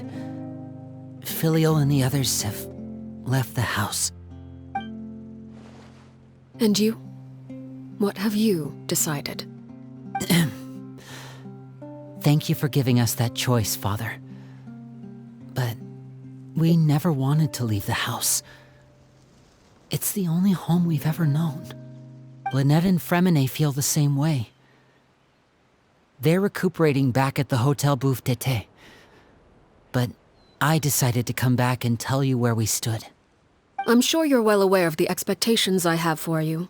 I want you to follow in my footsteps and become the next king of the house. Yet you seem to have different ideas. I must admit, I'm rather surprised by your decision to stay. There's nothing wrong with choosing to live a quiet life. Leading this organization is a heavy responsibility, one not so easily carried by someone forced onto the throne. I just never understood what you saw in me. What made you believe I was deserving of that throne? You're brave, talented, and, most importantly, you cherish your family. You would do anything to protect them, even if it costs you your life.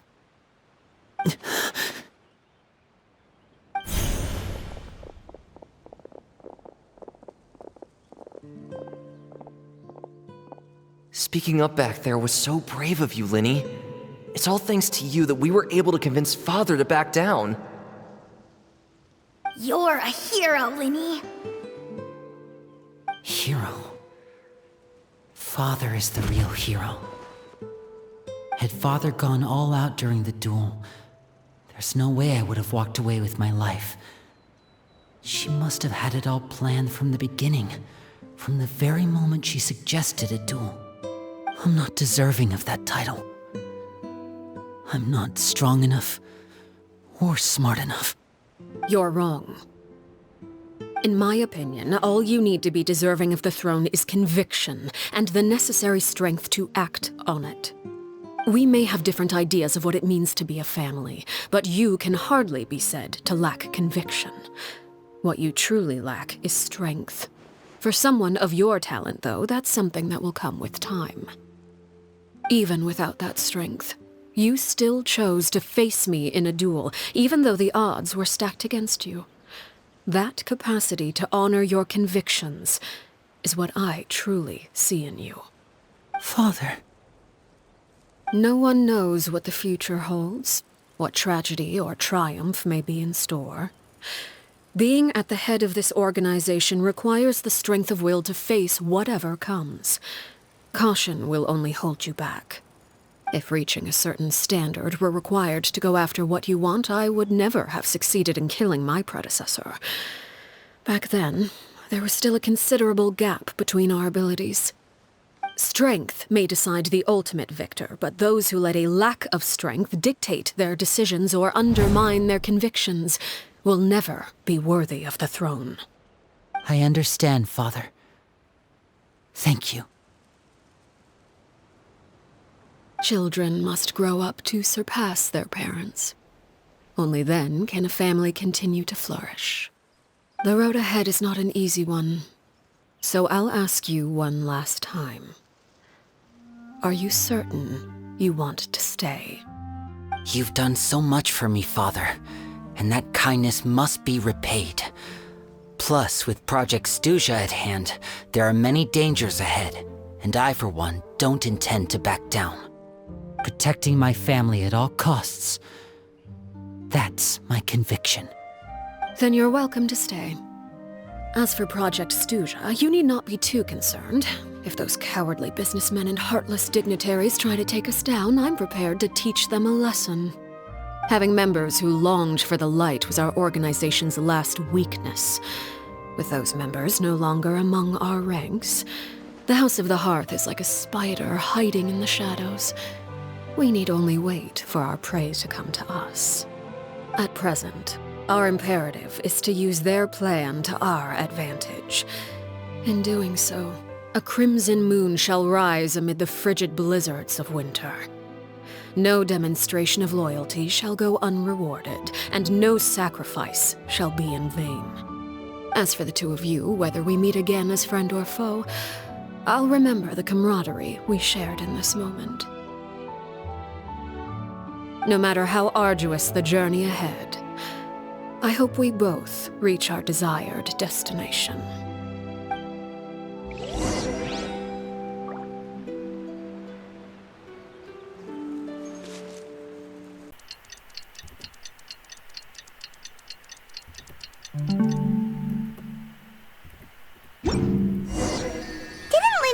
Lynette and Fremine were recovering at the Hotel Booth d'été? Oh, Paimon wonders how they're doing. Maybe we should go check on them.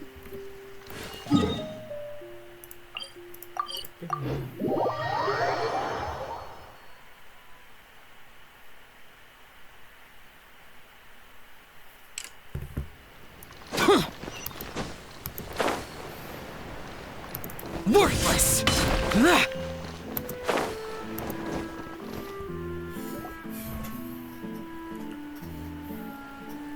Lynette? Fremine? How are you feeling? Much better. Whew, what a relief!